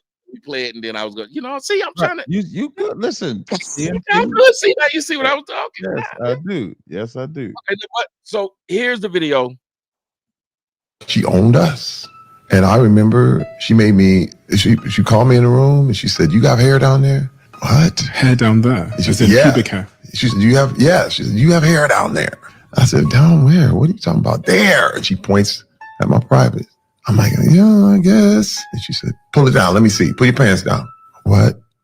"Pull your pants down. Let me see." Man, I'll never forget it. Pull them down. I'm looking out the window. I'm just like trying to be somewhere, anywhere other than here. But it was that extreme religious control vibe where it was like, I control you to the point where I could just make you pull your pants down, inspect you. And listen, I don't think it wasn't sexual in nature, but it was definitely abusive in nature. And it was to let me know that I run this. And I remember pulling my pants up and trying to forget it for years.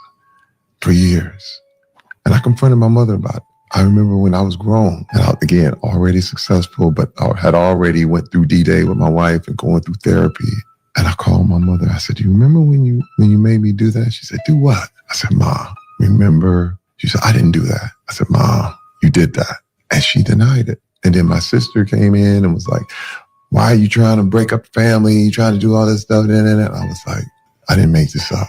And she said, "Well, if it did happen, I was young and stupid." And she just tried to excuse it and this thing because it's too painful. It's too painful. No one wants to know they hurt their kids, but it happened. And it was part of me getting through every little bit.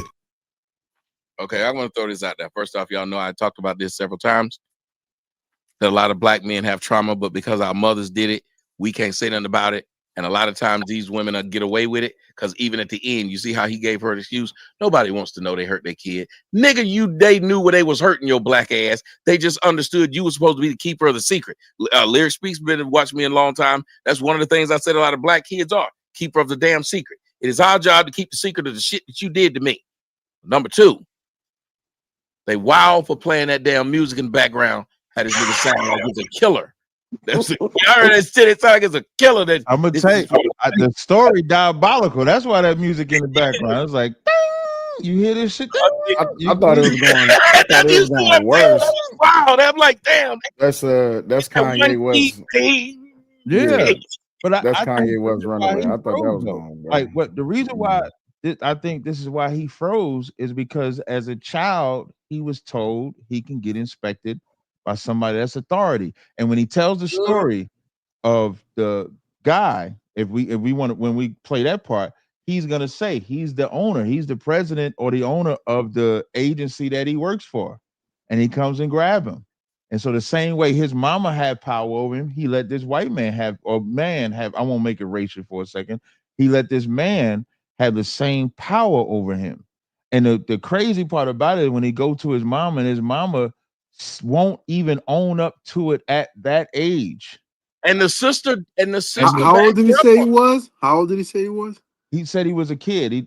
If he got pubic hair, let's say between 11 and 13. I guess like 12, 13. Yeah, like 11 and 13. Enough to where he knew what pubic hair was. And imagine a mama castrating the son like that at such an age. And then you show your dick. Yeah, but it's your mama. It ain't even a woman that, like he said, it wasn't sexual, and he didn't feel it was sexual in nature, but it was power in nature. It was like this religion thing in nature, and now he got to go live out in the world. As he So said, you saying when that white man grabbed his dick, all he heard was "Mama." Ding. Yeah, no, he didn't hit his thing, but he heard "Mama." Let me see. You got hair down there. Like a lot of people freeze when they get into a traumatic experience that's similar to, like they call it, the triggers come from that. Anybody can get triggered if they hear a certain word, you hear a certain song, you hear a certain way somebody talks to you, it triggers you into that moment that traumatized you before.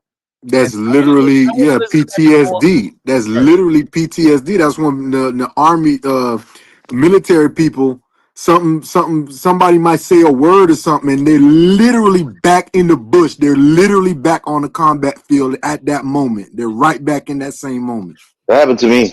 That is PTSD. She was peeping that son's dick. Boy, wow. God damn, Tommy. That was quick. That was good. That was impressive, Tommy. So, that was impressive. July, my cousin comes home from Iraq, and it's July 4th. It's fireworks going off and everything. We can't find this Negro. He is in the Toyota sitting with his service pistol on his lap, and the whole entire car is full of steam. He's in there sweating. I'm like, what's wrong with you? He was like, all I see is sand. The PTSD hits different for everybody, and especially in a situation like that. I used to, when I used to work at a homeless shelter, dudes used to say all the time, man, I smell something, it take me back. I'm like, smells take you back? No, I was just about to talk about that. There was something. There was something. There was a smell. I was at the airport. I was at the job, and it was some type of smell. Whether it was the jet fumes or something, because I remember the fumes that came out of the Amtrak as we were making our way to Baghdad. Right. I was in 2003, the initial invasion of Baghdad, of Iraq, and so there was this smell. Maybe it was the jet fumes, JP8, JP4, whatever they call it, and it made me freeze for a minute. Made me freeze to a point where I felt like I was back in Iraq, and there was a truck passing by. All I seen was a vehicle that looked like a supply chain. I forget what those trucks are called. But it was very eerie to me, to where it took me right back to where I was at, like looking at a log train. We call it's a logistical train, not really a train, but it's just a bunch of vehicles, but a log train that was passing me by, and I was just stunned for a minute. Kind of snapped out of it, but You can look it up. The olfactory, the smell is the strongest trigger of memory. It's the strongest, more than something that you see that might remind you, or hear or taste. Smell is the strongest trigger of memory. Well, I think in this situation, and Cap, I just want to let Cap know I got a picture of his mama. We need to put her on blast. Here's a picture of Terry Cruz's mama. God damn.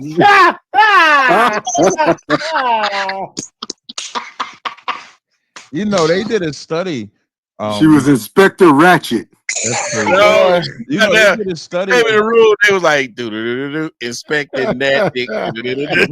Let me see. Inspecting Now, that Tommy, dick. I'm gonna save that. But they did a study on PTSD, and then they studied. There's a spot in the brain where you can locate where the PTSD affects Army veterans.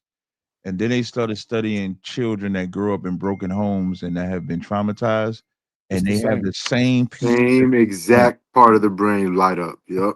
The same part of the brain lights up. So that's what lit up in Terry Crews when that traumatic event happened to him. I did a live stream on this Monday morning, I think, or Tuesday. When I did that live stream, I had three men call in and give a similar story. How they mama did that to them as well. And didn't want to face, and did not want to face them. And when they tried to bring it out, they tried to hush it up. The family wanted to be quiet about it because sexual assault in the Black community is allowed. Nobody cares. No, if you want to get away with something in the Black community, assault a kid, and they will fight to defend the predator. Parents I white to remember do it. Chris Rock made that joke, and which was so real when he was like, "You got that molester uncle." And when when you get around a molester uncle, they blame you. And then he said, walk it off. And then they blame you for it because you can molest kids in the Black community. Nobody says nothing. And a lot of that molestation comes from parents, aunts, uncles, relatives. You ask people what are their first sexual experiences and watch how many times you'll find it'll be their relative. Cap, I think that. Go ahead. Cap, I think that there's a link. There's something I was reading because there's a link between PTSD or a real traumatic situation as to hypersexuality or being very promiscuous, right? Because some people use sex as a coping mechanism just as much as weed, alcohol, or any other type of drug like that. So and I also thought about this, and I've been thinking about it for a long time. You know how some chicks like, all these men are dogs, and all they do is sleep around and sleep with different chicks. Has anybody really checked their psyche or checked their background and see what they may have been through because they had to suppress those feelings for so long that they're using it as a coping mechanism? Wait, you talking about men that's sleeping with multiple women? Multiple women, yes. You feel like not just men, but it's not just men. Not just men, because we have women that sleep with multiple men and partners also. I know, but men and women are not equal. And I would have to argue that it's more in a man's nature to desire more than one woman rather than summing that behavior up as a mental illness. It's more mental when it's women moving like that, to me.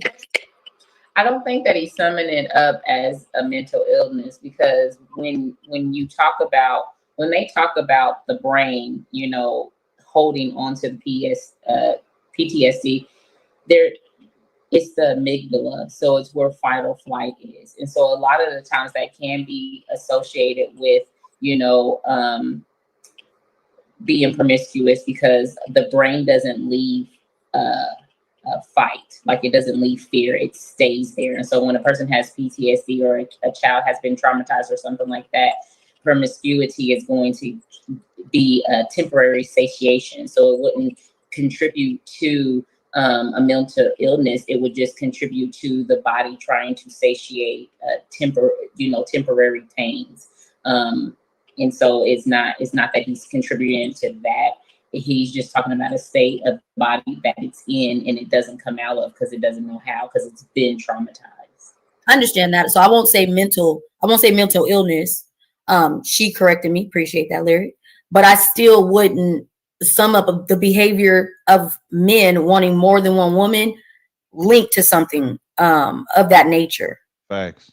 Yeah, it's like when it starts to become a degeneracy.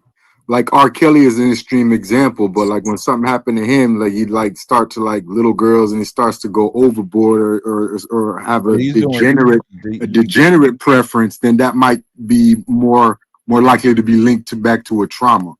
Not just sleeping with a lot of women. That's what I'm definitely speaking on. Hold on real quick, because I would even have to combat you, Patrick, because it wasn't little girls. Those little girls those underage looked at grown. Yeah, we got to say it right. Mm-hmm. They looked at grown. Yeah, we got to stop calling them little girls again because it was grass on the field when he was playing ball. It wasn't like that. He was out there. I'm just saying. What does that mean? I'm saying they were not little girls. They wasn't up to 9, 10 years old. Yeah, when you hear the They word have little knockers girl, in their hair and a Barbie doll in their hand. That's what we're talking you hear about. the word little girl, They in crop tops with their boobs out and their ass not out. a 17-year-old. If you're if you're referring to a 17-year-old and a little girl at the same time, that is not the same. There's a reason why there's a difference between the word hebephile and pedophile. Mm-hmm. It's two different words for a reason. Yeah, pedophile is the attraction to prepubescent, and hebephile is I get you. Hey, you guys ever heard of the other one? Is it? I'm not sure of the pronunciation. I think it's teleophilia or teleophilia or something like that. That is when the teen is attracted to the adult. Look it up. Look it up, ladies and gentlemen. Those are technicalities y'all talking about. A 13-year-old girl is still a little girl. 14, 16. Okay, but a 13 and 14-year-old girl lying about her age. What is that? A 13-year-old girl is still a 13-year-old girl, but if she looks 18, you being attracted to her is not you being a pedophile. Yeah, I think that's what's messed up with people don't understand that.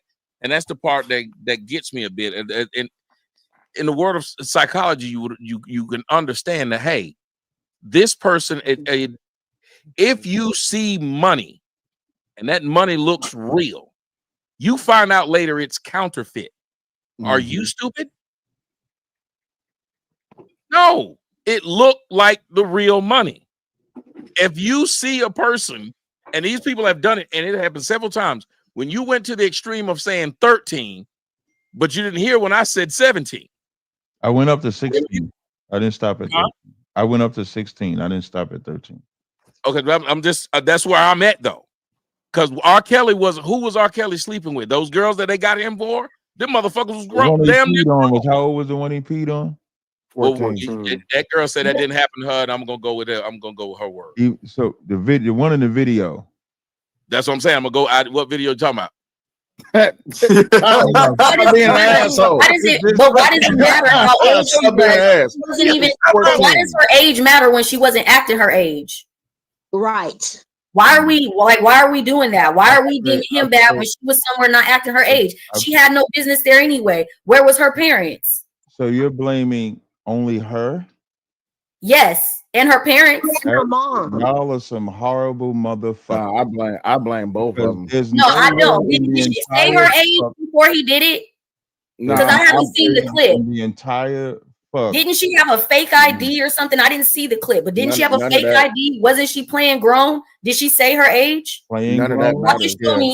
If y'all can show me that he asked her age and she said her age and then she got pissed on, then that's a completely different conversation. He knew Aaliyah's age. This is why, like I said, this is why I said that's my point, because he knew Aaliyah's age. He you can assault kids, you can assault teenagers, you can assault sexually children, teenagers in the black community, and nobody gives a fuck. Y'all are proving my point.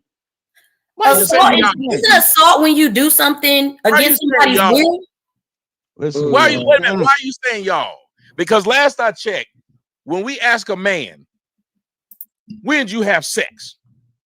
And he says, I had my first sex when I was 17. We say he must have been lame. We need him to say he was fucking when he was 13. We go out our way to brag about how we was fucking young. Or am I lying about that, Cap? You're not lying about that. That's the problem. So who are they? Wait. Take the adults out. Who are they fucking? Who would we be fucking when you were bragging about the first person you fucked? You're spinning though, because you're spinning off of the subject. So if you talk about teenagers fucking teenagers, yes, they do. That's not what we're talking about now. No, I was trying to ask though. I was going to build off that part. If a teenager goes and robs a bank with an adult, who gets arrested? I think both of them, but I think the adult. If a teenager robs a bank with a teenager, who gets arrested? Both of them. So why do we believe that the teenager is smart enough to know not to rob a bank, but not smart enough to suck a dick? Yep. Because we do know that adults seduce children, seduce The adult would have teenagers. seduced the child into Nice. robbing the bank. Yes, they can. They But can. the child Listen, man. still, but the Listen, child man. still And when I grew up, BC Sniper, John Lee Malvo, and John Muhammad. and I grew up yeah, because I was BC poor. Sniper. He's still in jail. When I grew up, because I was poor and I ain't had no money, and the drug dealer came and said, "Hey, man, if you take this up the street, I'm gonna give you $30." I ain't never seen $30. I'm a kid. I'm poor in a black neighborhood. So for that $30, I delivered that. I don't know what the fuck it was that was delivered. That's how. That's not you being a kid. That was just you being poor, because you can get I know this on the game. So now I could get a black kid. Imagine offering little boys and little girls the same thing. I've told this story. I am devastated by this panel tonight. I've told this story represent openly. why you can sexually assault anybody in the black community, and they're gonna defend the predator. Y'all are defending R. Kelly. I just said they defend the predator. They don't defend. No, you can't. But you can't Hold call him. on for a second. No, because you can't call him. He has trauma too. That So don't mean nothing. no, but it does. But y'all, that was the whole point of this conversation. How does it not mean? You don't blame him. You only blame her. That's what you just Because she wasn't acting childish. You guys are only taking her age into factor. She was grown with her titties but out, she ready to that lay on her didn't come back, out. and I don't like that. I'm sure that didn't come out in a vacuum either. She probably had trauma. That's why she wasn't acting her age. She wouldn't have been there in the Who said first that was her place? first experience? She probably was something happened to her before. You never know. Y'all always trying to hold a man more accountable than a female. This is the same situation. What was up with her mother? What was she doing there? Where the fuck was her mother? Hold on. Time out. The thing is this. As a grown man, you should know wherewithal, right? So even if a girl looks attractive, you should have a wherewithal to be like, man, how old is this chick really? Like on some real shit. You see what I'm saying? Because like I said, I've told this openly. I was 12. She was 28. You see what I'm saying? So when it comes down to it, is it her fault that I got some pussy, or is it my fault that I got some pussy? Well, hold on. Listen to what you called it. Even to how you described it. I got some pussy, because as a man, it's supposed to be impressive that you, as a young man, a little boy, then got some pussy. Absolutely. But you don't get it called got some dick when the girl was older than you and the man was younger than the woman who gave you some pussy. But that's a problem that we need to change. When it comes down to it, as a grown man, I don't give a damn how the fuck people look at it, whether you knew she was 18 then or 18 now. When it comes down to it, if she was 16 saying that she was 18, but you said it though. You said it though. One woman. He ain't not in jail. One underage girl. You said it. But your mind structured it how it was worded out of your mouth. You gave the biasness to it, not us.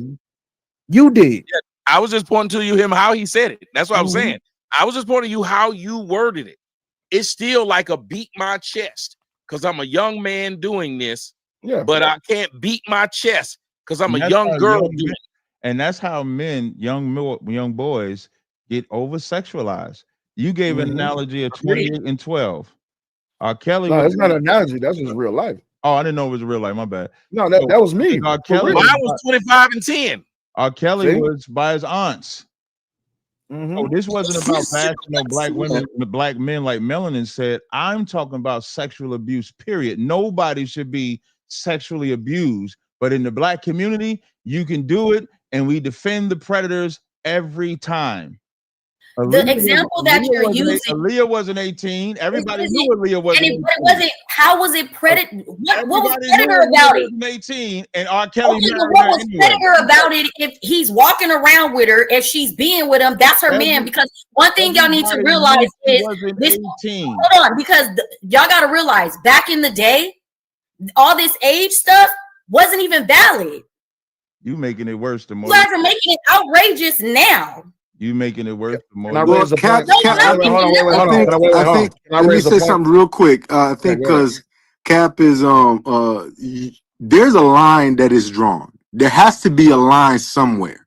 I'm not gonna hold a 30-year-old man as morally accountable for fucking a 17-year-old as I will a 30-year-old man for fucking a 12-year-old. But if he gets caught fucking that 17-year-old, I'm not really, there's a line drawn, and if you get caught and they throw the book at you, well, hey, you knew where the line was and you crossed the line.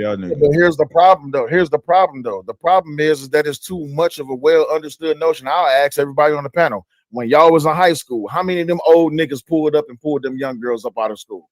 How many of them girls got in the car though?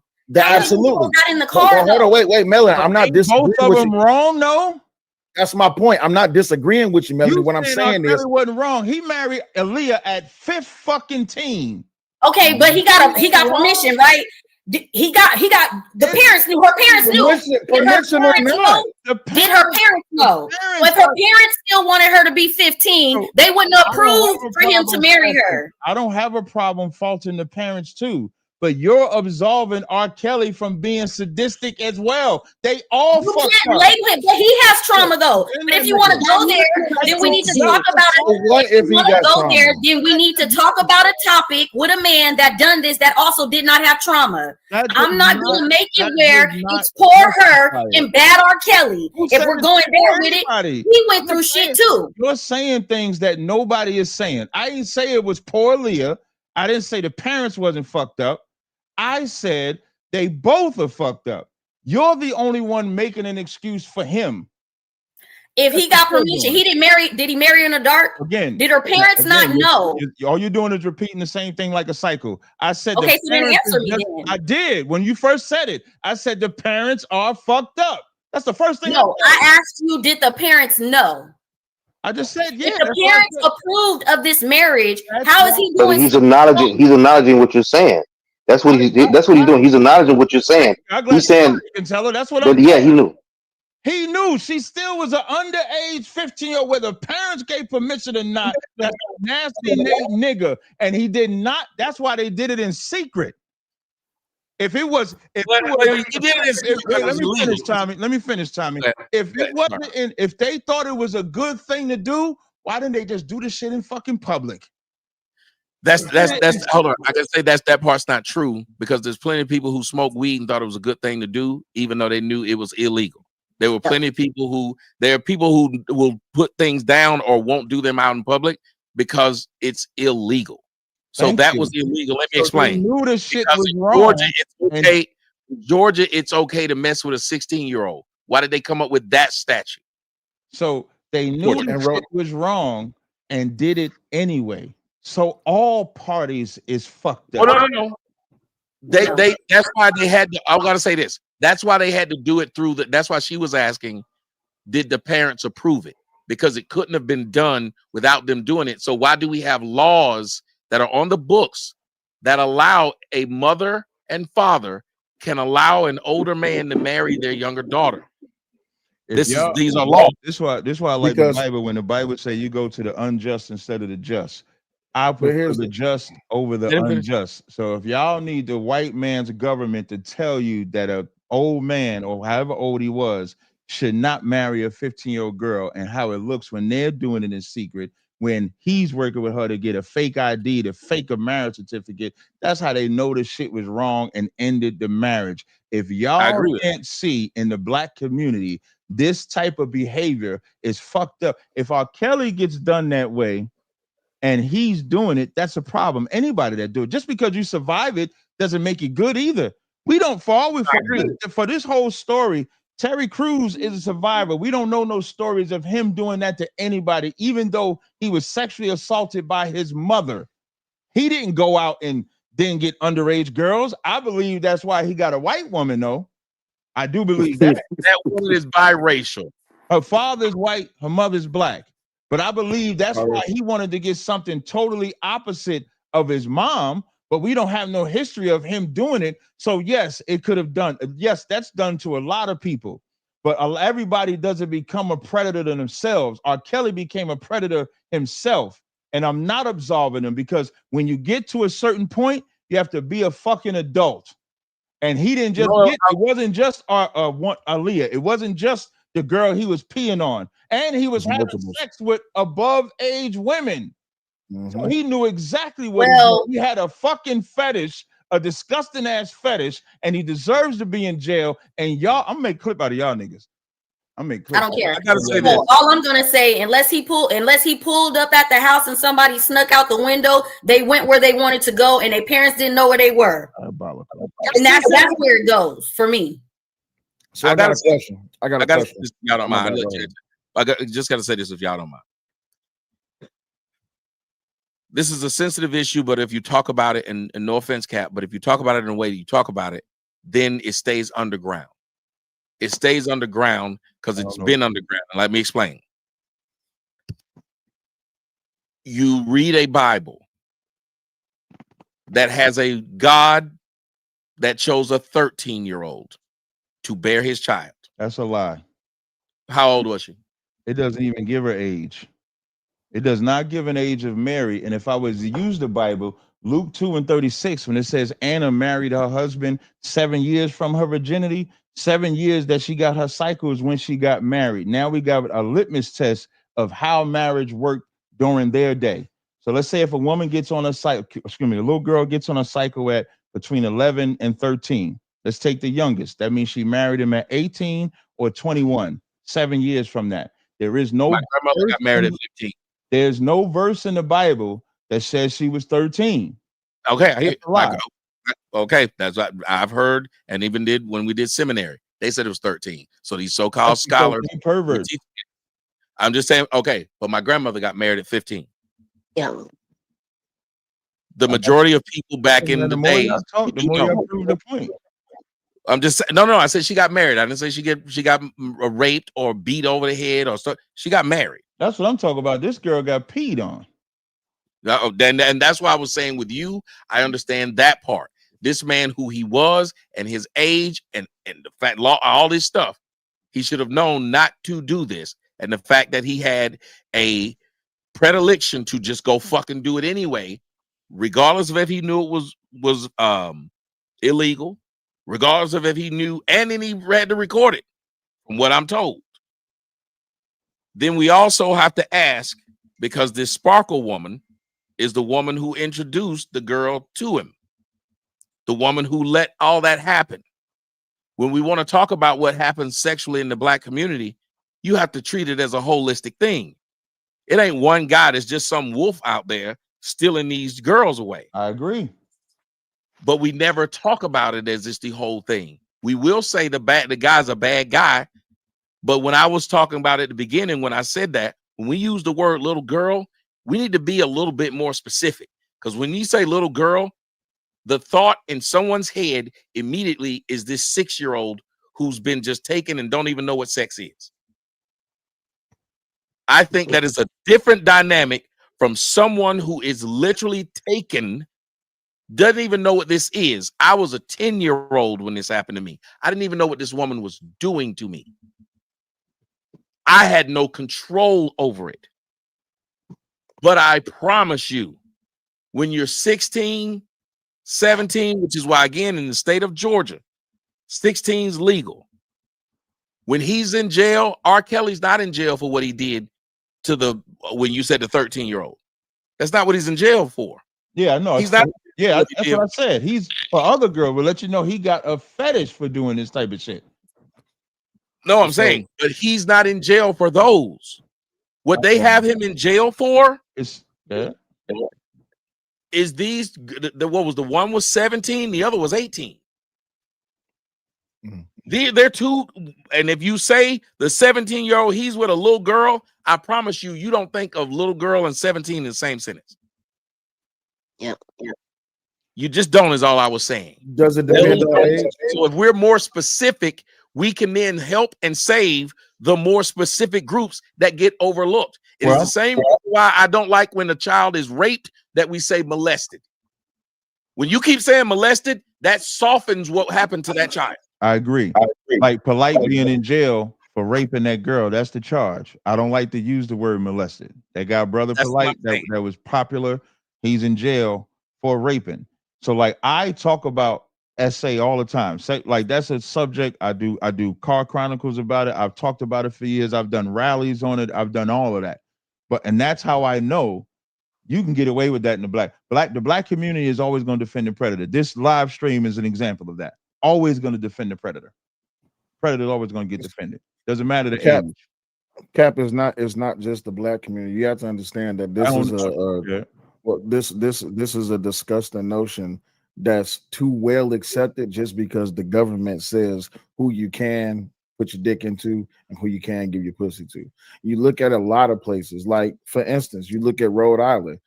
Even when it comes down to the age of consent for consensual incest, it's 16. You look in Jersey, it's 18. The thing is, it gets to a point to where you got to understand like the mindset of these people who are attracted to these youngins. They're specifically grooming them or going to locations where they could participate in stuff like that. To me, the way I looked at it is this: the R. Kelly situation happened when I think I was in middle school or something like that. And at the time, I remember the story that it was a case going on, and then all of a sudden we just stopped hearing about it. I don't know what happened to it. I don't know if there was an ending to it. All I know is that the parents got found out with a whole bunch of money, and R. Kelly didn't go to jail about it. The thing was, then it started coming out more and more that he was specifically targeting these girls. That's the type of behavior that needs to be called out, whether it's male or female. When you instinctively or purposefully are targeting out someone of younger age, then it needs to be called out, regardless of the gender. That's the problem. And see, and I want to make sure, because something's being said and it's on my show and I'm broadcasting it. I am one of those people who have been one of the main, and people who watch me for a long time know this, main non-defender of a predator. Call out the predators. Speak about how this is hidden thing that goes on in the black community. So I want to make sure that when we're talking, we're having a little bit of respect for the people, because when you start saying things like, in the black community, y'all will defend the predator at all costs, y'all on this panel, and I'm going to clip y'all. You can clip me and make sure you clip me saying there has not been a time where I've stood up here and said anyone who preys on another individual, especially a child, and I've been the main one who said the least defended people in the black community is children. So if we can have discussions about something, that's fine. But when you broad brush me in my house, I got to push back because it's my name. Yeah, I don't mind. Still say it. I broad brush everything. The black community includes me too. I always speak that way. If anybody knows me, no, you said you're gonna clip us. You didn't say you're gonna clip yourself, and because you put yourself in. I'm on the panel, ain't I? You didn't say you're gonna clip your. Don't do that. Don't play with me with words. You weren't clipping yourself. You said y'all. When I clip anything, I'm included in it. You said y'all. You said I'm gonna clip y'all niggas is what you said. On now. You didn't say. Let's don't play. We've been friends a minute. Don't do that. Don't play with me and try to act like you weren't saying y'all do it. I'm not. That's why I'm gonna show what y'all was doing. I'm just defending myself. The y'all covers whoever's doing it. If you're not doing it, that's why I said I was defending myself. So you should have allowed me to do that. I didn't say you couldn't. So that's all I was doing right now. There's no reason to. Yeah, I'm just saying how I talk. Why I don't highlight and say this individual person. I always again. I let you do it and didn't cut you off when you did it. I didn't cut you off when you said it. Well, I am now getting cut off. Wait, but when you first said it, I just responded to it. But you said it all first, and then I said what? When you first spoke and said I am one of the first ones. So when you say y'all and when you say do it, I let you say the whole thing, and then I spoke. No, but I wasn't finished. When I said when you say y'all, that's when you jumped in and say, well, no, I was putting myself in on it. Well, I thought you was finished. When I said that, you said I was putting myself in on it. I thought you were finished when you was talking. Oh no, that is not what I just said. I'm not finished. You could have said, "Oh, go ahead then." I was being nice by saying, "Hey, I wasn't finished." Like when you was talking to the angry man or anybody else, when you say you're not finished, you hope that they would let you finish. But the reason why I would say this is because you can argue nuance. I don't like it or appreciate it that if you argue nuance amongst blacks, typically what happens is they'll say, well, you do that then, since you argue a nuance. If you don't see it as black and white or you try to explain something, then you're now saying to that person, then you're sanctioning it. You're saying this is okay. And that's all I'm trying to say about this subject, because I've been having a lot of fun. I make a lot of jokes, but I don't want to have this one right here, put on me, because I don't know where it's going. So that is me defending myself on my own show. Now you can speak. That's all I was saying. Yeah, I'll be specific. When the sister Melanin said R. Kelly was not wrong, I said y'all, so I don't center anybody. I don't do that. Unless it's like, especially with a woman, I don't center women. If it was a man, probably I would have. So she's the only one I know that said that. So I'm saying the panel, though, the panel did at certain points make it seem like there's a differentiation. I disagree with that. So I am going to make a clip out of all of us, since y'all is not good enough. I am going to make a clip out of all of us, because I think the biggest fucking joke is that black people, which I'm black, care about sexual assault in the black community. When I have these conversations in all spaces, I see that it's not as much of a care as it really is. It's just not. But see I knew you were talking about me when you said it. I said it earlier in the conversation that I was talking about you. Well, no, you said I'm gonna clip you. It don't matter. I don't want to keep going back and forth over that. But I just want to let you know that as a man, you are allowed. I'm a woman. So if you didn't agree with something I said, center me. Say it to me. That's what good leadership looks like. I'm supposed to be allowed to be corrected. So if you don't agree with something I say, talk to me. Because we all be up here. And I respect all of you. So if you don't agree with something that I'm saying, it's okay for you to center me. Another thing that I don't like is this reminds me of when women will sit up there and be flirting with a man and making him feel like he's gonna get something, and then it gets going, and then she say no, and then she say he took it. Nobody, he didn't take nothing from nobody, and that's my point. We're not talking about somebody that was still doing childish things in a childish space with themselves. We talking about a girl that she wasn't no virgin. He ain't humping on virgins. So that needs to be discussed as well while you're trying to target him. Let's talk about how these girls are acting to where you don't even know their age in the first place. When I tried to actually talk to you directly, you didn't even hear me, which is why I stopped talking to you. When you brought up the Aaliyah's mother, Aaliyah's parents, I said they're guilty too. And then you didn't hear me. And then as I kept talking about R. Kelly and saying they all messed up, you then brought it up again. And then another brother had to say, he's answering. You said, you're not answering my question. You're not answering my question. And then another brother had to say, he is answering your question. He's answered it directly. I don't go back and forth with women. So at that point, I tuned you out and just said, y'all. So when I tried to have a conversation, you said I wasn't answering. Another brother had to tell you that I was answering. I don't go back and forth with women. It's not good for me to argue with women. I don't do that. Okay. So Sorry, go ahead. So I just chose to just generalize the conversation, which is what I normally do. So I just chose to generalize the conversation, which is why Tommy said, well, let me make sure I'm not in this shit. Let me make sure I'm out of this shit. Respect that. That's fine. So that's why I did it. So I did try to tell me, y'all go back and play this tape. But when I make this clip, you'll see I did speak to you directly. And you chose to tell me I wasn't answering your questions. When I said, did the parents know? I think you said something along the lines of they're wrong too. You didn't answer yes or no. Okay. So, and another thing is, one thing that I pride myself on is not speaking when a man is speaking, but we were in a back and forth. So if you feel like I disrespected you, so therefore you tuned me out, I apologize. I was passionate about it. I felt like we were in a debate, and me being a woman, I don't feel like you should tune me out. We were the center of the conversation. We were in a back and forth. If my tone at any point made you feel disrespected, I apologize.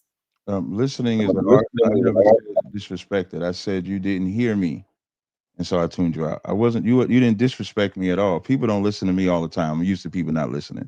So you just didn't listen. And like I said, I don't go, if anybody knows me, y'all don't know me like that. Tommy does know me like that. I don't go back and forth with women. So when you telling me you didn't answer the question and you pointing like that, I wouldn't want to talk to you like that. So I just tuned you out and just said, y'all. So I tried it, but it wasn't no disrespect. I didn't feel disrespected. I just said, okay, I can't talk to her about this. I'm not about to go back and forth. And then that was it. And I want to answer this because I do think this was part of it. Because I remember when this first all started, when I made the joke about grass on the field. That is the first time when you had a problem, Cap. Yeah, Cap said, "What the fuck does that mean?" You sure did. I made this joke because everybody has made that joke of grass on the field. It's a joke. Grass on the field, play ball. It's a joke, but I tried to clarify that because I did not want to offend. And I said, we got to stop using the word little girl because it is a difference. Then I also said there's a difference between the word hebephile and pedophile. And that's why this person asked this question. Tommy, can you answer this ask this to the panel? And y'all can answer this, each one. Is morality subjective? Because what we're talking about when we're talking about the ages, I know, Cap, you brought up, well, y'all will go along with what the white man said. The white man law says something, but what about morality? And I think that's why they asked that question. Is morality subjective? So I'll let you go first. I'm kind of stupid with words. What does subjective mean? Hell no. I had to make everybody laugh at least once. Are you playing with me or are you for real? I'm bullshit like a motherfucker. Okay. I was about to answer that shit. Hey, I'm bullshit like a motherfucker. It might have been needed to be put out there. So let me say this: it's based or influenced on personal feelings, taste, or opinion. So it's basically saying that it's not like this thing that's known is subjective to who you are, where you were raised, and that was one of the reasons why I brought up Georgia as a state, 16, Arizona as a state. When I left, it was 18. I think there's one state as low as 15. Yeah. But they're all different. But in your opinion, Cap, when you were talking about morality, do you believe it's also subjective, or do you believe there's a thing that's a through line that all people should have? No, I don't think it's subjective because I think morality is environmental, meaning like I remember somebody sent me a video of this guy Fatty, and they asked him if it was legal to be with a 12-year-old. Damn it. Would he be with a 12-year-old? He said, yeah, because in some countries, 12-year-olds are legal. So morality is environmental. So when I brought up that would still make it subjective. That's because it's whatever environment you were subjected to. That's what it means. Yeah, no. So the whole sentence is, yes, morality is subjective and it's environmental. It's subjective based on the environment that you're in. That's why when I said in the Black community, I'm specific about that community, and in that environment, sexual assault is nothing in the Black community, because every time we hear about sexual assault, more times than not, the victim is treated wrong. And the victimizer is protected. I even used the joke of Chris Rock when I was talking when Chris Rock was like, "You got that molester, uncle? Get them kids away from Johnny." And then when the kid get molested by Johnny, like, what? Why did you go around? And nobody says, let's kick Johnny out the neighborhood, or let's make sure Johnny ain't around kids. So that's how I feel based on growing up, my experience. That's how I feel. Well, we do have to say again, even when he did that joke, and I got to put an Army vet put up there. He said, "Cap, how about next time, say you don't argue with women ahead of time instead of tuning her out and sitting there with the boo boo face." Says Army vet. But I gotta say this. That, though? Yeah, please. Being that you put it up, I've been on this panel and have conversations with women I've not had to argue with, and I never will argue with a woman. My face is the same all the time. So I don't go back and forth with women. I never have, never will. I don't debate women. I have conversations with women, but I don't go back and forth. And my face is the same all the time. You call that woman a bitch. We don't argue with women. You say, you remember you told me, I don't know who you was. You came and you said it when you was on the show with Jeff them. Said you call that some woman a bitch. Fuck Jeff. What? Don't do that too. Yeah, I've never said I won't call remember, y'all, if y'all can tell me the story, I just remember you said I called her. Yeah, I ain't never said I won't call a woman a bitch though. You crazy. I ain't never said. I said I won't argue. Like when I'm saying argue, like in this environment that we. Oh, you mean back and forth? Yeah, I won't do that. But yes, I'll call her if the woman deserves to be called a bitch. That's what she's gonna be called. Like, yeah. Somebody said that wasn't arguing, that was descriptioning. I listen. If you give me a good answer, I'll give you a good answer. I give you an opportunity. You give me a good answer. So I agree with you. That was descriptioning. He was descriptioning this person.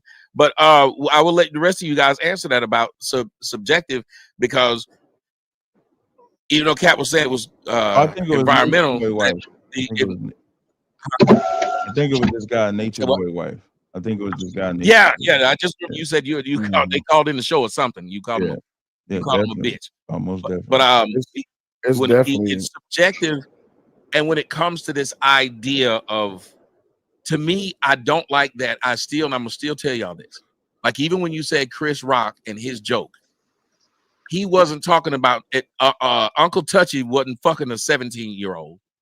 He wasn't even doing this to a 15-year-old. He was doing this to a child. He was doing this to a child that barely could even explain what Uncle Touchy just did. Mm-hmm. Which is why the only thing they could tell the child to do was stay away from them, because you couldn't even tell them what he was going to do. It was hard to describe what he was going to do, which was sad because you made it normal for this to happen, because you don't kick this guy out, kick this guy's ass. Why is he still alive? Yet he is. So I remember I always thought that doesn't make any sense. This guy gets to keep molesting. He done molested 3 generations of black women. How the fuck does that happen? My daughter's mom, when she told me about her uncle who molested her, orally raped her. He made her suck his dick from the age of 5 to the age of 9. Only at that age, when she started to realize something's not right, he then stops, but nothing happened to him. She was too embarrassed to tell anybody when she realized what this was, and he got away with it. The same person then had my daughter with her uncle.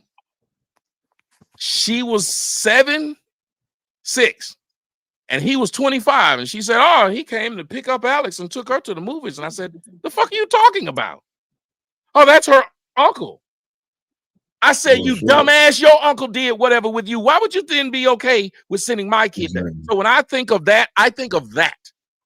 Once you get to the age, it's like I remember a comedian said, at 15, I knew I didn't like dick. So no man could just give me no dick.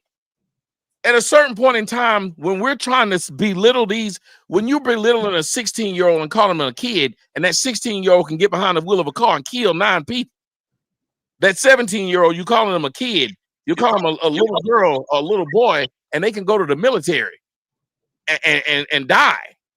I think we misuse the word like the molesting of a rape victim.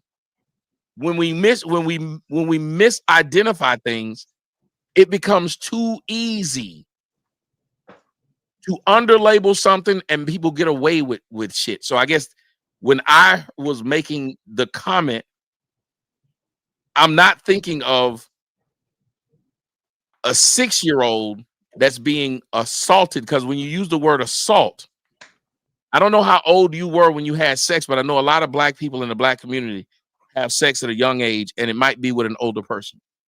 I don't know if you would describe it as an assault, but the law might have. Mm-hmm. So I would always ask anybody, if you had sex with someone older than you, do you describe it as an assault? Years later after therapy, I mean, because I spoke openly about it. Years later after therapy, like up until therapy, especially because it slipped out in a conversation with a few of my friends, there's like, oh, that's normal, especially because this happened in swim class, and it was my. You were just 12 years old? I was 12. So the way it all laid out, I was in the pool. It was an after school swim meet. Everybody got out the pool, and I had to get better at doing what you call them, butterflies. And anywho, the swim teacher she was showing me how to do this shit, and She got the grabbing on my shit and shit like that. And then it's like she got me in a corner and things happen. I'm gonna just leave it at that. As I end up laying this out, like to my friends later on, there's like, oh man, she did. That's all of us, bro. You just a man now. So I thought that was a normal thing. But as I got older, I came into a situation, especially after I got out the army, I had real bad anger issues. So of course I was like, man, let me take my black ass to therapy and see where this shit is stemming from. And that was one of the things that came up. And it was just like, it's because you rushed into a section of life that you wasn't supposed to experience yet, but at the same time, it's almost like an understood, welcoming thing within the black community. What are some of the ways that it manifests itself? You said that you were doing. What were some of the things that you believe were manifest from this incident that you ended up doing or feeling? I specifically didn't date girls my age. I only went after older women. I to this day, well, I'm married now, but prior to me being married, I've never liked skinny women. I've only liked big women. And I thought it was just a thing of, oh, I'm just attracted to big women. No, it's because of that shit, because of what happened. You see what were some of the negative that I'm talking about some of the negative things? Because when you said you learned something, because we want people to understand when assaults happen, again, like earlier we were talking about, a lot of the women or men become promiscuous. Oh, it made me extremely aggressive. It made me extremely. This is one of the reasons why I even got into boxing, went into the army. It made me extremely aggressive. But I'm just talking about as a man. But even sexually, like when I was in my teenage years and I was having sex with other girls, I was aggressive than a motherfucker. But again, going through therapy and understand why it is that I was having these certain type of things, I was like, oh, okay. What I can't remember. I think she said it was something called like sexual misguided frustration or some shit like that. I can't remember exactly what the term was. But once I went through that and I understood that that's where it stemmed from, now that I'm older, I look back and was like, yeah, I can openly say I was a fucking assaulted, not just assaulted, molested, not just molested. I was raped at 12 by an older woman. But there's ridicule that comes behind that. As a black man, if you tell other man or you tell a group of people, you tell anybody, yeah, man, I was raped by my older teacher. She was 20-something years old. I was 12. They're like, man, what you complaining for? It's a gimmick that comes with it. So most men don't openly talk about it because then there's this thing of potential shame coming along with it. Remember that live stream? I think we talked about this maybe 2 podcasts ago. Of that brother that was assaulted on that live stream. He was like the assistant, and then the brother does a live stream. I think the girls got banned from Twitch or something like that for a while, and then the brother gets on there and he says, I don't want them banned. This was assault. And if you read the comments for that, they call him sissy, they call him sucker, they call him all that. He's not an underage kid, but he don't want to be assaulted. So we can like to use the technical terms and stuff like that, but we know what sexual assault is regardless of the age. And we know when you're assaulted as an adult. I'm not talking about adults though. No, I'm saying when you brought up him, you said you used the word. He is not a little kid, but he was assaulted. Yes or no? Yes. So if you said that, then he was an adult. How old was he? And he had something. You said he was an adult. We know he was an adult. No, I'm asking if you know how old he was, because I think he might have been 20. No, he looked like he looked like he was just 20, 21. I think he was like 22. So you're right. No, it's just jogging my memory. You're right. He was a big person, which is one of the reasons they kept saying he was big, but he was 22. I don't think he was big, like tall. I think he was no, not fat. I'm saying he didn't look little. Right. Like my daughter is grown, but she looks little. Right. So he looked like he could have been. He was about 20, 21. That's what I'm saying. He's 22. Yeah, so I have to correct that part, right? Okay. So the reason I was saying it is the word assault. I wasn't saying assault because of an age. Assault is because I did not sanction this that is being done to me. Correct. That's what I'm saying. Can I answer the question really quick? No matter what the term is. Be assaulted simply because what the fuck just happened to me, I didn't want it. That's my Can I point. answer the That's what I question really said. I quick? don't need. We don't need the technical term. Sexual assault is sexual assault. That was my point. The only part you right. He wasn't an underage. He was 22. But my point is, in the black community, even him not wanting to be assaulted by those women, he was ridiculed for it. Because when it's sex, it means nothing. The brother Will just said when that happened to him, he was told he was a man now. That's the black It's not when it's community. sex, though. It's when it's gender. Because a woman will be able to get away with saying you assaulted them. She could be 30. You grab her ass in public and she says she don't want you to grab her ass and she go and get you for assault because we've seen it. So I do agree that the best kept secret is boys. I agree with that. But sexual assault in the black community does not get talked about or cared about in the way that it should. Sex is promoted in our community. Sex is like a rite of passage in our community. And that's why nobody until there's a moral compass that governs sex, that governs our sexual immorality.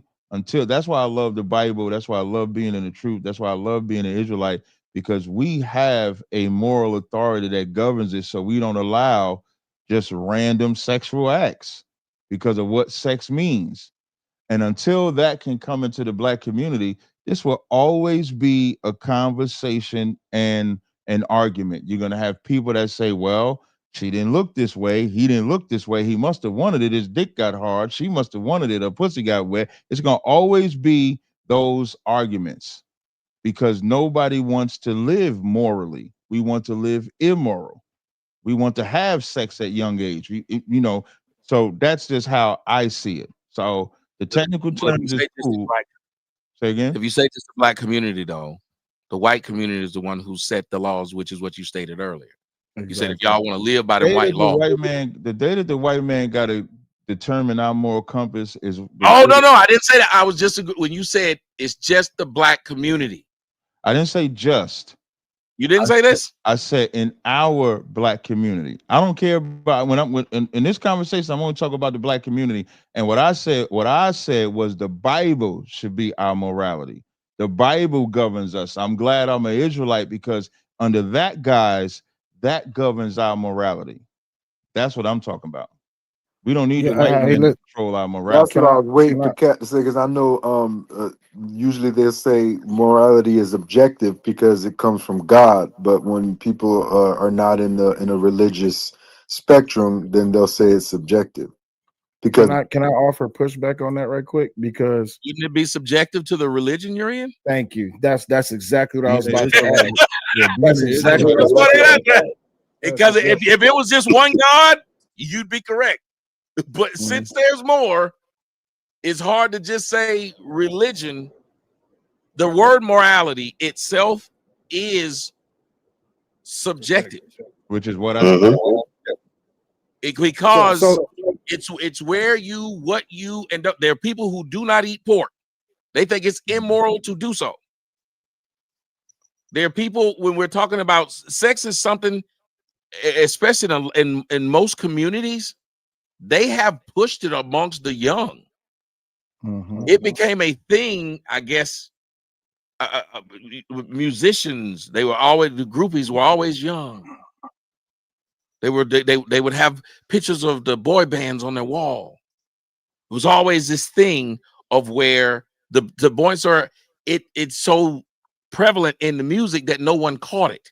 So if y'all can't tell me that there was these morals of people were against people messing with young people, because why would all the old music have references to young people and no one caught it until today when we go back in the Me Too movement and say, oh, I can't believe that Belle Biv DeVoe had a #1 hit and he said, backstage, underage, adolescent, how you doing? Fine. She replied, I like the way you do me. Move to the jacuzzi. Ooh, that booty. Smack it up, flip and rub it down. Oh no. Or Rick James, she was only 17, but she was sexy. Or that white man who came on my show who said, she's just 16 years old. Leave her alone. They say. Number one hit. I think Sweat, not you only might be did they young, but caught you're it, I ready. think they harnessed it. Pretty Ricky. They harnessed it. I agree. They purposely harnessed it, and they used it because they knew that it was going to drive not only a culture but also a movement to where this is what they wanted. Because to Cap's point, it's not to evolve. It's not just environmental; it's also influence because they want it to become a norm. That's where we get to the religious aspect, because not everyone is Christian, not everyone is all them niggas Buddhist. are Christians. Well, here's the problem. Even when it comes down to, like, I got into an argument with a guy, he's an NOI, and he was trying to pretty much shit on Christianity. I said, I don't want to hear nothing about Christianity, especially when we get to talking about that 9-year-old girl. And that's when he got quiet. I agree. You see what I'm saying? Right. So, but in that situation, morality wise, you can argue it with a lot of these Muslim dudes, and they will try to justify. I can't remember the young girl's name. The 9-year-old girl. Let me tell you something. If you wipe the Bible out the book, sexual immorality runs rampant in the black community. So if you're gonna say take the Bible out, we don't need that for morality. What established it? Y'all just brought out all the entertainers that have influenced sexual immorality. Agreed. I don't disagree. But who comes in with something who cares enough about it to actually put something in place or try to put something in place to stop it? I know I do. And I'm not saying that to say that nobody else on this panel does. I'm just speaking because I do this all the time. I teach this. So because I teach that we have to have more sexual intelligence or more sexual, you have to care about your body enough. You have to understand what it means. Sexual discipline. So if you're going to get rid of the Bible, then what do you replace it with that gives us that morality? Well, that's the thing. You would have to have either one central thought or one agreed to common understanding of what it would be. But the problem is everyone's not going to agree on nothing, because always it has to be something as the lead or someone in the lead. But Tommy pulled up something up, so I'm gonna go ahead. Yeah, just go ahead. You got it. Christian scholars. Most Christian historians believe Mary was around 15 or 16 when she gave birth to Jesus. This might seem surprising today, but it fits the customs of first century Judah. Mary was likely between 12 and 15 years old when she betrothed to Joseph. Jewish girls typically began bearing children between the ages of 12 and 15, which is why they even give the bar mitzvahs to those to like the boys and the girls, because they were then seen as adults. That was them coming into their man or womanhood. The times have changed when these things that used to happen aren't supposed to happen anymore. These men, for some odd reason, though, without these laws of today, because it was not a law in a Bible, an established biblical text, that you got to wait till a girl turned 21. It's not an established law. And if it is, I am big on, I miss a lot of things in the Bible. But if there's an established law in the Bible that says she got to be 18 or 21, I'd like to see it. Because if it's not, I would like to know what the law was. Because if we want to live biblically, what is their law? I'd like to know what the biblical law is. So there's no biblical law of 21, and that link was stupid because Christians, scholars also say Jesus is white, also say Jesus is God. That's not in the Bible. Just like Mary's age or a hint at her age is in the Bible. The word virgin just means woman of marriageable age, whether she's had sex or not. That's what virgin means. But the Christian church would tell you virgin means someone that's never had sex, male or female, when a man can never be a virgin because he never gets a period or a flower or a cycle. So as I read earlier in Luke 2:36, there was one Anna, a prophetess, the daughter of Phanuel of the tribe of Asher. She was of great age and had lived with her husband 7 years from her virginity. Now we have an earmark of actually how they lived and married. That Christian source said they got married at 15. This Bible verse just said she got married 7 years from her virginity. So if she got her virginity, let's say at 11 or 13, she married her husband at 18 or 21, which today's standard would be a legal age. So I'm not going to believe some source that does not have a biblical background. The scriptures say, let God be true and every man a liar. There's no Bible verse to substantiate what that site says. But it does. So when it spoke of this woman, hold on, y'all. When it spoke of this woman, was it saying she should be the de facto way that other people should do it, or was it just stating that's what happened with this person? No, as I said, we have an earmark of how they live because that source says they married at 15, 16. The scripture says something different. So I'll take. No, but I'm saying, was it saying something about was the norm, or was it saying that happened to that person? No. Again, I said we have an earmark. I did not say it was the norm or not the norm. That's not the position that I took because you can't. I can't. Nobody can substantiate the age of Mary, nor the age that everybody in Israel got married. Nobody can substantiate that. So the closest you can do is read the Bible verses and get a vibe of how they did it. So if that source says 15, but this Bible verse says 7 years from virginity, which would make it more like 18 to 21, I would use this as the earmark for how they lived as opposed to that source because the Bible verse trumps somebody's opinion. I understand. So when you say this, the Bible verse also spoke of Solomon, right? But it didn't. But we wouldn't then extrapolate that to say that's how all the men lived, would we?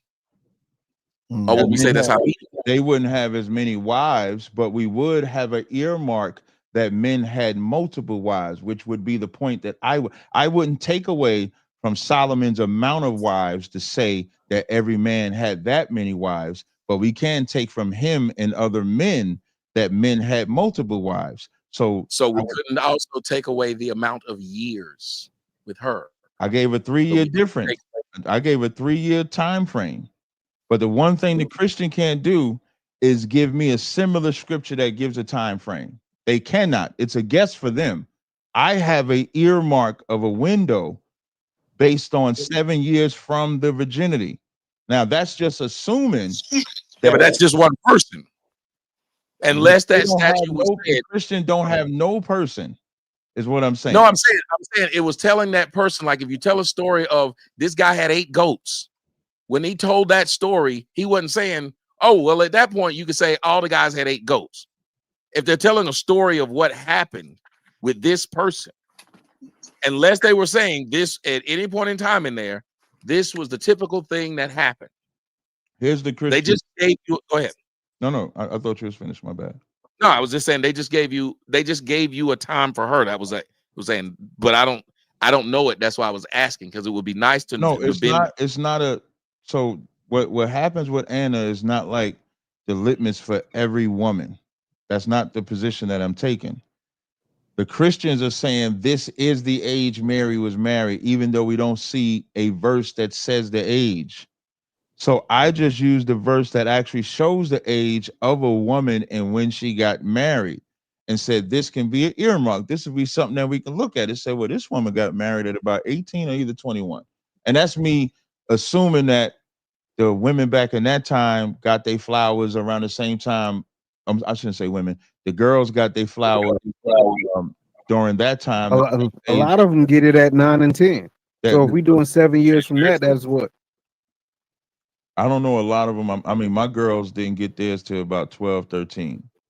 Okay, I know a lot of them down here in South Carolina, North Carolina got it at 9 or 10. So when we look at that as an earmark, that's a better example if we're going to try to pinpoint an age.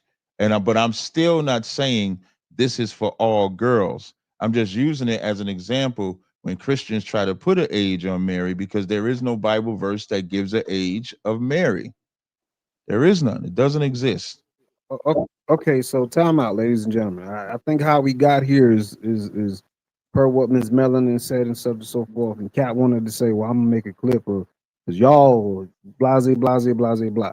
You said what you said, Kat, to try to make an example on why the the black community is so hypersexual because we don't take it serious between the youth, basically, right? The youth from adult to the youth. I think it's more triggering when we tell people that teens is also fast as fuck too. Granted, there are adults who should know better, but we can't negate the fact that they can be two predators. The person looking for the come up and the person who uses their come up as leverage. So you got somebody who knows that they can get something out of somebody. What they say. A lot of times, the youth or if they say that the women know to look for older men for what? Finances, stability, and such and so forth. Now, are you villainizing women for wanting better? Because let today's people tell it, women should want better. Women are allowed to date older, but how older? How young? So now, if we're saying that these young ladies are too young enough to know what to do with their pussy, then what's to say about the men if they're too old enough to know what to do with their women? I mean, to know what to do with their money. So if they know better, if you know that these people could think of these young ladies could be scholars, graduate high school older, they're wiser beyond years. We love to give our youth credit to say, well, goddamn, this motherfucker should be shooting for astrophysicists and shit. So are you going to hold them back due to their age, or are you going to let them fly?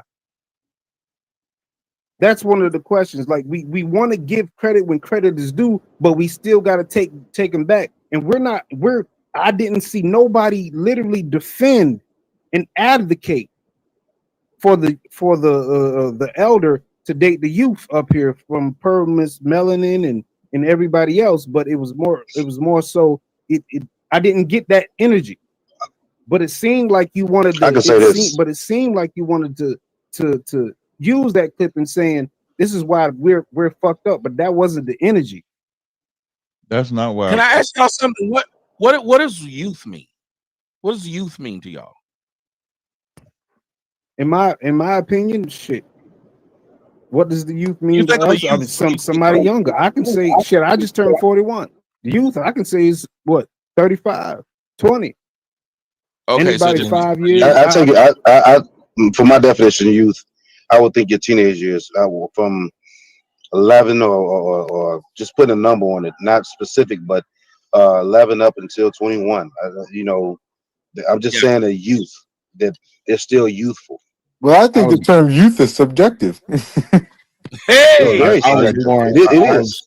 was born in with that. '89. I agree with I was that. born in '89. So whenever I hear the word youth, anything younger than my old ass.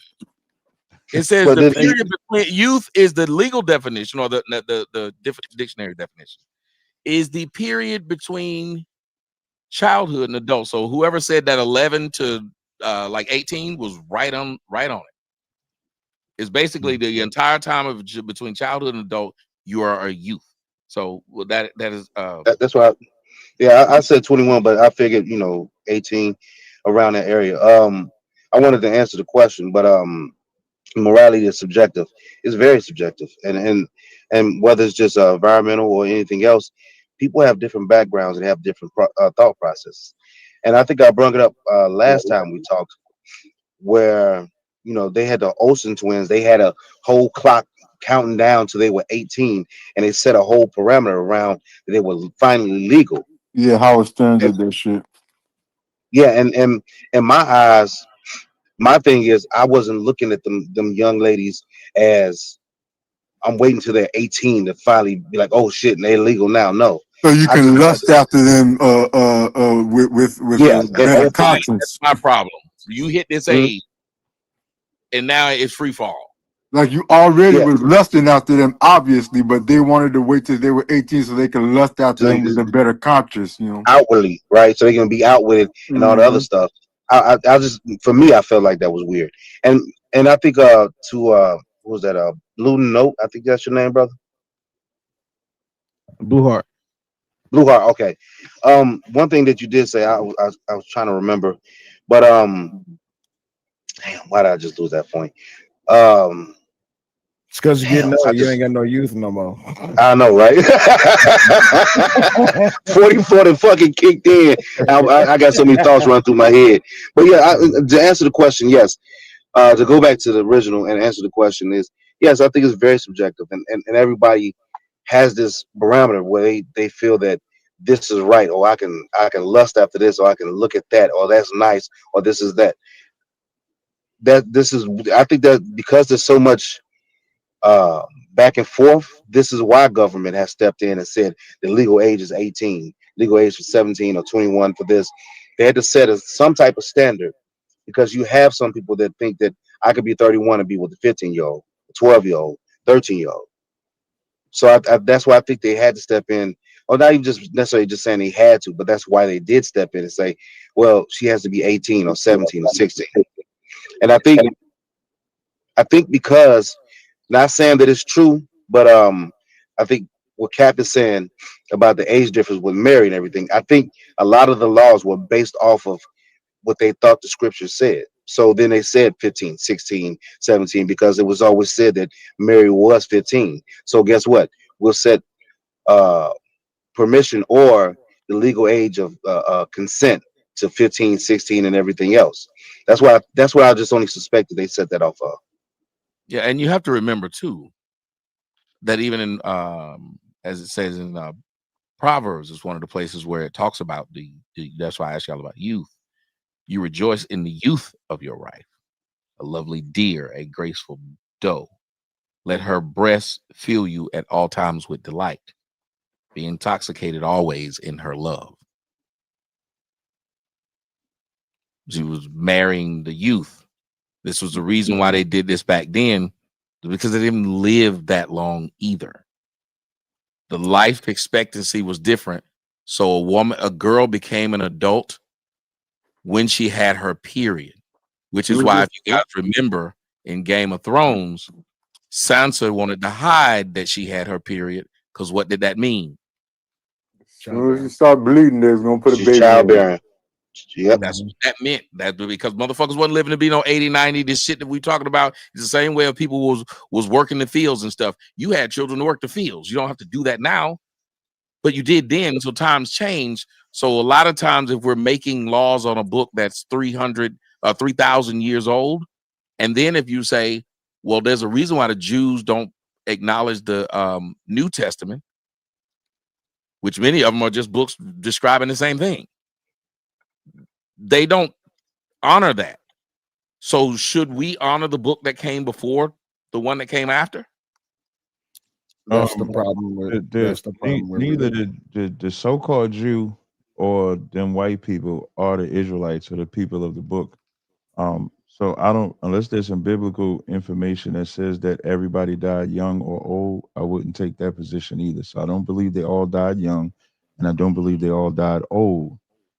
That wife of the youth is just talk about somebody from your tribe. The breast part is literal, but it's still not talking about age. I'm sorry, it's not talking about no young girl. You can be 21 and still be youth. You can be 22 and still be youth. Like we don't, I don't think an old woman is looked at as old. Maybe when she get in the start leaning toward maybe the opposite side of 25. Maybe if you want to start saying she's getting older, but it's diabolical that we think only teenagers are in their youth. No, I don't think so. I because youth is I don't know if it's diabolical if we looked up the definition. the definition that you Why would look it now be diabolical if we looked up the definition of what it because meant? that definition didn't come from the Bible, it came from somebody's opinion. That's why I said the Bible says let God be true and every man a What is the liar. Bible's definition of youth then? I'm willing to look that one up. What is the Bible's definition of youth? I gave you the youth. So here's an example. And No, just tell me where I can find where the Bible says this is I've what you. already said there is no age in the Bible. So it's all opinion. So the closest that we get to an age of a woman and being in her virginity is Anna. which is Luke 2. No, I just want to know what the word I looked up youth and what it meant. You said saying youth means teenager is diabolical. No, I didn't. For some odd reason, we love using these phrases. Then diabolical, I know what that means. Maybe it's not in the Bible. Diabolical is my slang that I use, and I didn't say But only. that's a definition. What I So said if we're was saying something that is defined, that has and we stick to that definition, it is somehow diabolical to do that. Yeah, I say diabolical about a lot of things. So when I said it's diabolical to only make youth be in teenage years, that's my statement. All right, hey, listen, hey, Tommy, everybody, I appreciate y'all. Thank you for having me, man. I'm gonna catch you on the next stream, man. It's been a pleasure. It's been a great deal of pleasure. Cap, All right, brother. everybody else, Melanie, Appreciate much love and respect to y'all. So I have a question really quick. Oh, you said this you basing your premise off Anna, right? Yeah. Okay, so around what year would this be? Like as far as like as historical timeline, what year? Because I'm trying to gauge what was the common understanding of how the youth was treated, or how people were treated during that time. It would be So around what time was this? it would be closer to around 1 BC, early AD. Okay. Let me look something up right quick. Yeah, no problem. So there is no Bible verse that gives age. It just says youth. So youth is just subjective. It's not just teenagers. It's not in the 20s. It could be anywhere in that spectrum. Is the point that I'm making. That's Well, it. I was trying to figure out if they've used the youth to describe somebody in their 20s or 30s, because that would be how I would have to figure these things out. It's just like when they try to figure out something that's in Hebrew and then write it in English. But for They have us, to have things that have a one-to-one understanding. right. And so I'm looking for the understanding. I agree with that too. And for us, what we're talking about now is basically a hypothesis because there is no direct age. Say, marry this girl at 18, marry this girl at 12, marry this girl at 16, marry this girl at 25. There is no verse that says that. So all of this is hypothesis. That's why I said, even when I used Anna, I did not make that absolute. I just said it's an earmark. Here we have somebody that got married to her husband 7 years from her flower. That's just an earmark. That's not absolute either. And so I'm just speaking that when we make youth only be teenagers, that's diabolical. The word I use diabolical, like I say no sweat or nothing like that. It's not meant to be taken offensively. It's just how I talk. So that's my point. And I just want to remind everybody, we got here because when I played the Terry Crews story, I was trying to show how a man can be sexually assaulted as a kid and then how it can affect them as an adult. And sexual assault in the Black community goes unchecked unless we put some type of morality. So if y'all got an issue with the Bible, having an issue with the Bible is cool. Everybody don't want to follow the Bible, don't want to follow the laws of the Bible. But clearly, by the songs Tommy made that I know of, not made, but sang that I know of by the artist, the music, the agenda, outside in social media, it's sex, sex, sex, sex, sex, sex, sex.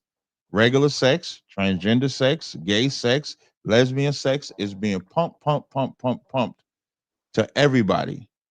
And when is there going to be somebody that governs it? That's why nobody cares about it. Nobody cares about sex in the Black community because it just happens. But wasn't the law but wasn't the laws and y'all can answer this, aren't the laws Yeah, I'm set gonna throw it around. I'm to gonna be morality? Aren't the laws set to be the morality? The laws that says 18's an adult, 21 can drink.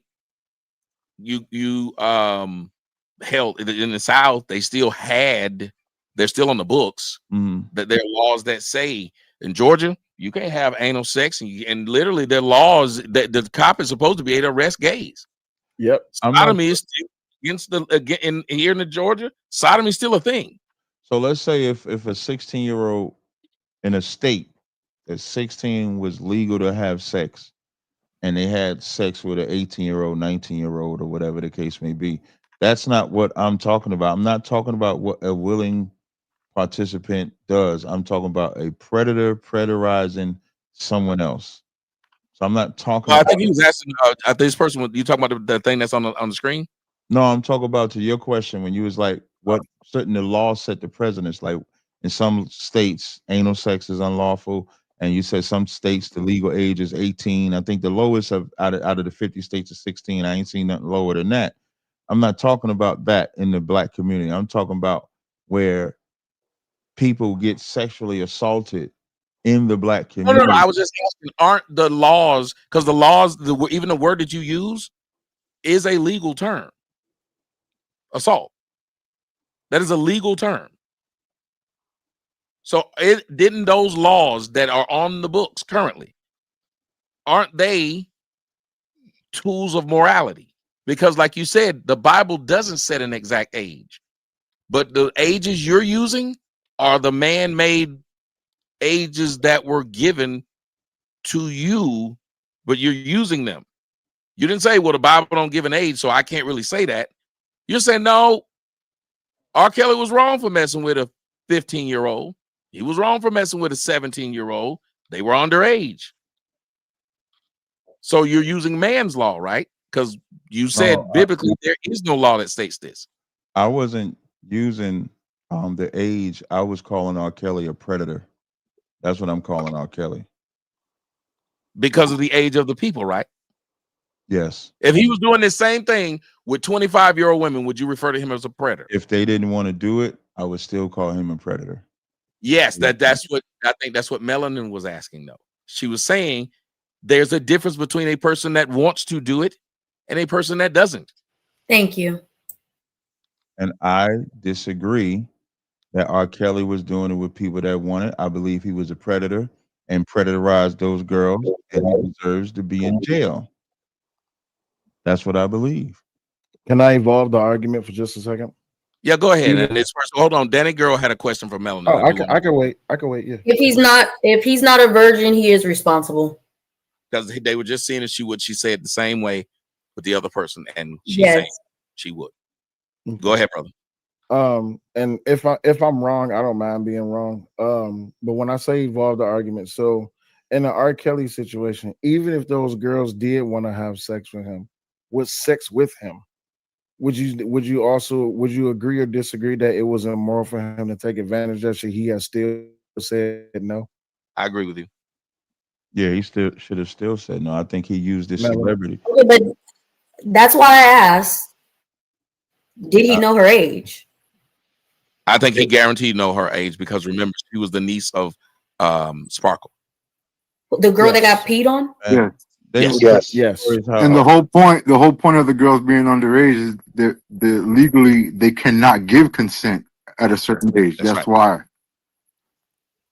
Correct. So even if they say we can do this, they're not old enough to do it. It's just like if a credit card company had given my child a credit card at 12, she did not have to pay not one dime because she could not legally sign into a contract. Correct. It was their job to make sure she was legal before she signed it, which then makes a problem though, which is where I'm iffy on the, if she can sneak in and sign this stuff and make it look, because we've all been to bars in Atlanta. Almost, let me say this: in Atlanta, almost every underage girl has a 21-year-old license. I don't know where they get these shits from, but they all have them, and they'll present them, and they get to go drinking. Like I don't know who the fuck is making them these. It was like that in Detroit. So Detroit, they have the same problem. Yeah, man. You know how many times got as fake IDs? Who's giving it to them? You'd be surprised. We be in a club or something like that. We be chilling. Of course, as men, they pat us down, ID and all this and the other. Yes. Them girls, and they walk up and Melanie, I don't know your age. I'm not about to guess your age because that's disrespectful for a man to do that. That's the way I was raised. But let's just say, with the way you look right now, minus the tattoos on your chest, let's just say you were actually 16. But you walk up to that door and that man gonna be like, "Oh yeah, baby girl, you good? Go ahead in." They ain't gonna ask you for shit. You just gonna be in there, and then when you get to the bar, they gonna be like, "Let me see your ID," and then you pull out this fake ass ID, and just because they be like, "Oh, you a cute girl, you good," And we seen that all the time. It was always happening. And So that's and don't forget this ladies' night. Like they on specifically ladies' night, it's over. And then next thing you know, somebody in the parking lot ready to bust your head. Man, you sleep with my little sister. Man, she only 16. You like, wait, hold up for a second, bro. Your sister's in the in this bar. club where they said you got to be 18 to get in this club. So and now that's where the parents, for me, like I said, where are the parents? We're having this. Tupac almost got caught up like that. So then what happens is now I gotta fight her brother because her 16-year-old ass is in the damn club, and all I did was buy her a drink and dance with her. Now she want to go out to my car, and she out in the parking lot with me. Here come her brother ready to crack my head because his 16-year-old sister was my like ass. Yeah, but why don't her mama know where she at? Because we all know that mamas ain't shit. Come on now, like the majority of Okay, mamas but then that's so. But when you make statements like that, how does it?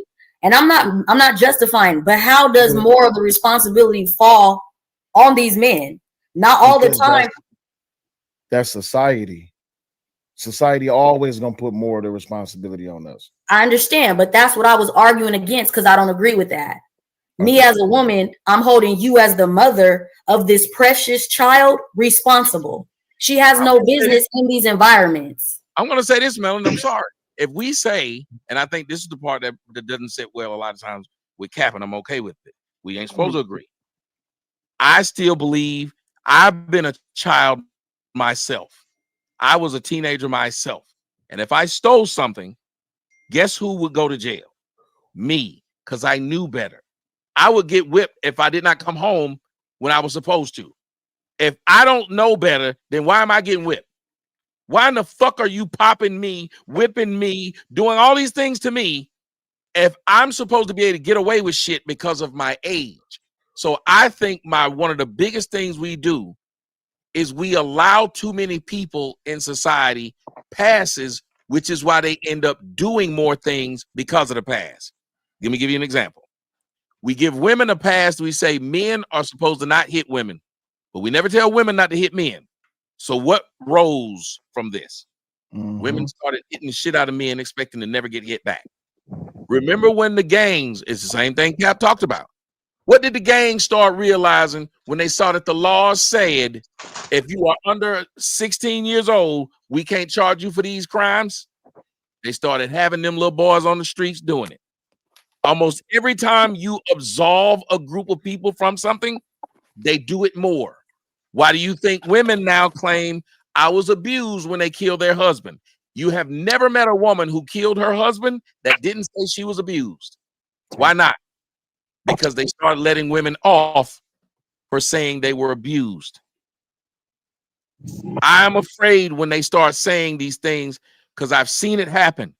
17-year-old girls fuck the shit out of older men on purpose, knowing that when he finally finds out I'm just 17, if he don't do what I want him to do, I get to go and put him in jail.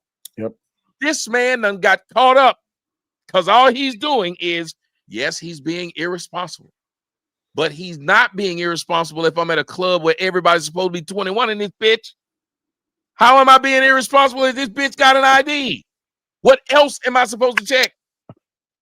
And the law still states, don't matter that she had a fake ID and showed it to you. Don't matter if she was in this club. You should have known you going to jail.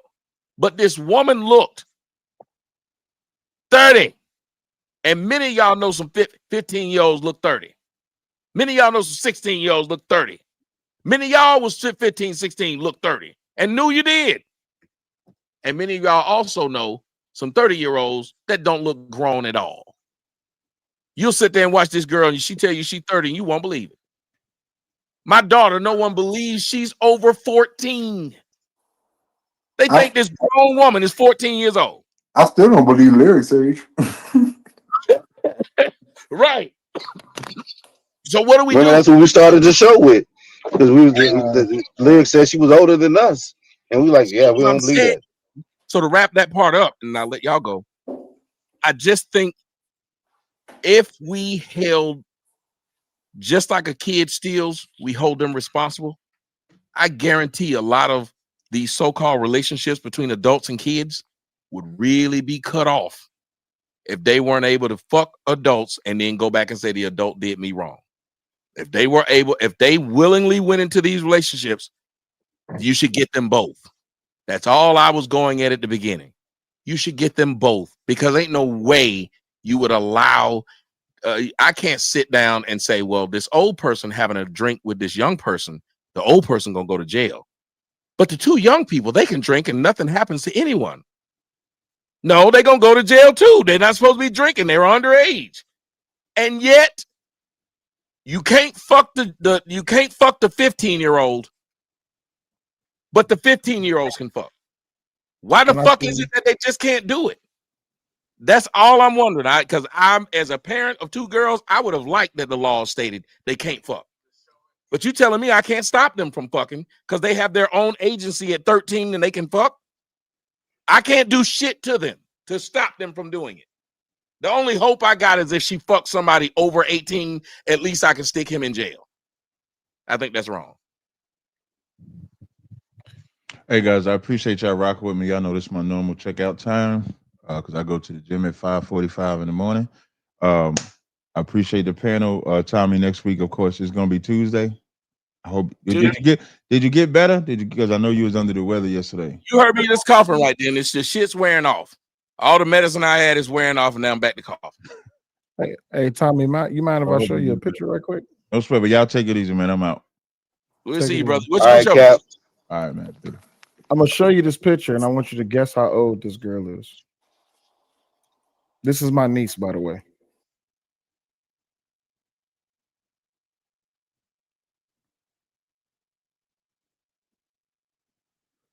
A lot of weird niggas tonight, y'all. That's all I can tell you. A lot of weird shit, a lot of sensitive. I don't know, man. That shit diabolical, man. When we get to defending the predators, man. When we get to defending the predators, that's pretty much all you need to know. Shout out to Ak, man. Appreciate it big time. Hey, I wouldn't be me if I didn't play this right. Don't go nowhere yet, y'all. I'm uploading this short. It says Israelites can be saved. I'm uploading this short to my let me see if I could put a background to it. I'm uploading this short to my YouTube channel. Y'all bear with me 1 second. I want y'all to listen to this.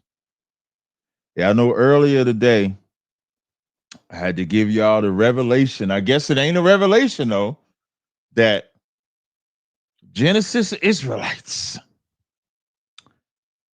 our beginning, their ending. You know who the ending is for? For you good brothers that accepted them with open arms. They coming for y'all. Them Genesis Israelites is coming for y'all. Oh, let me upload this video real fast. I'm gonna play this for y'all. Genesis, let me do Genesis.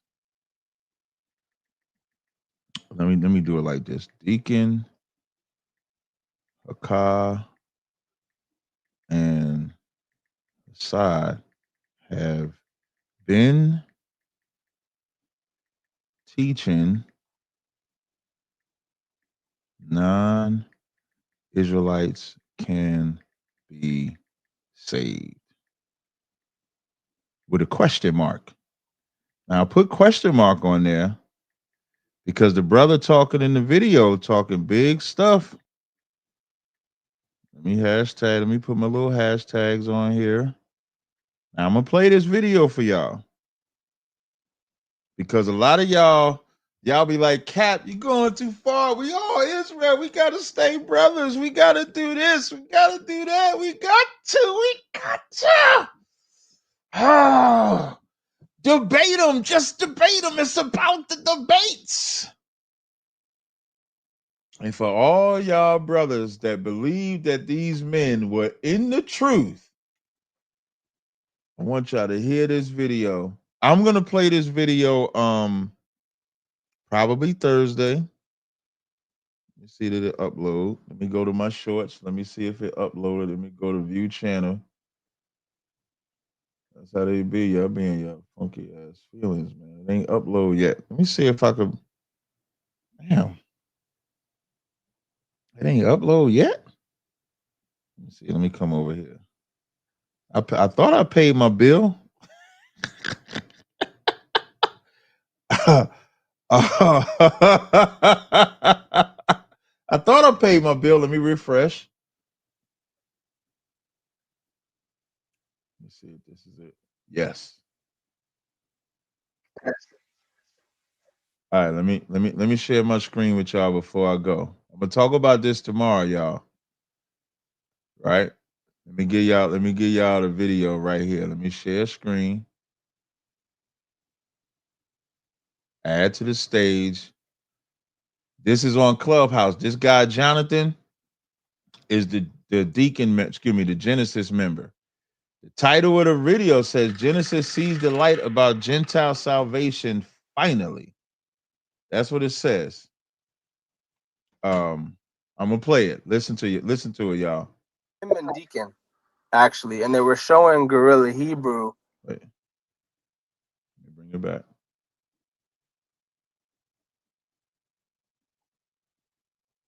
Say it straight. He was showing him and Deacon, actually, and they were showing Guerrilla Hebrew.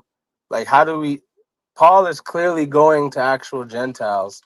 How do we deal with this? And Guerrilla never addressed it. He would just laugh and be like, the regular breakdown, which was not really sufficient. So this was like going on for some years, to be honest. And then Hassad finally stood up and said, "No, you know what? Like, if this is not what it's saying, we're not going to keep twisting scripture," which I think is noble of him and Deacon to do so.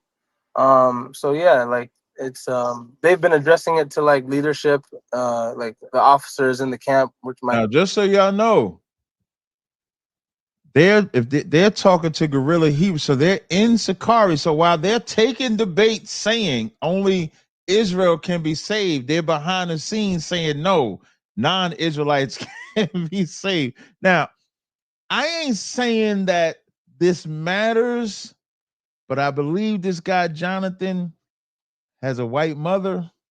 I ain't saying that matters. Take what you want with that. Myself and other officers, and we've been knowing this for a while, but they were gonna let the whole camp know and then bring it out to the community. But I guess they reached whatever happened with the situation with vocab and them reaching out for a debate. I'm not really in. I don't know what happened there, but I do know what.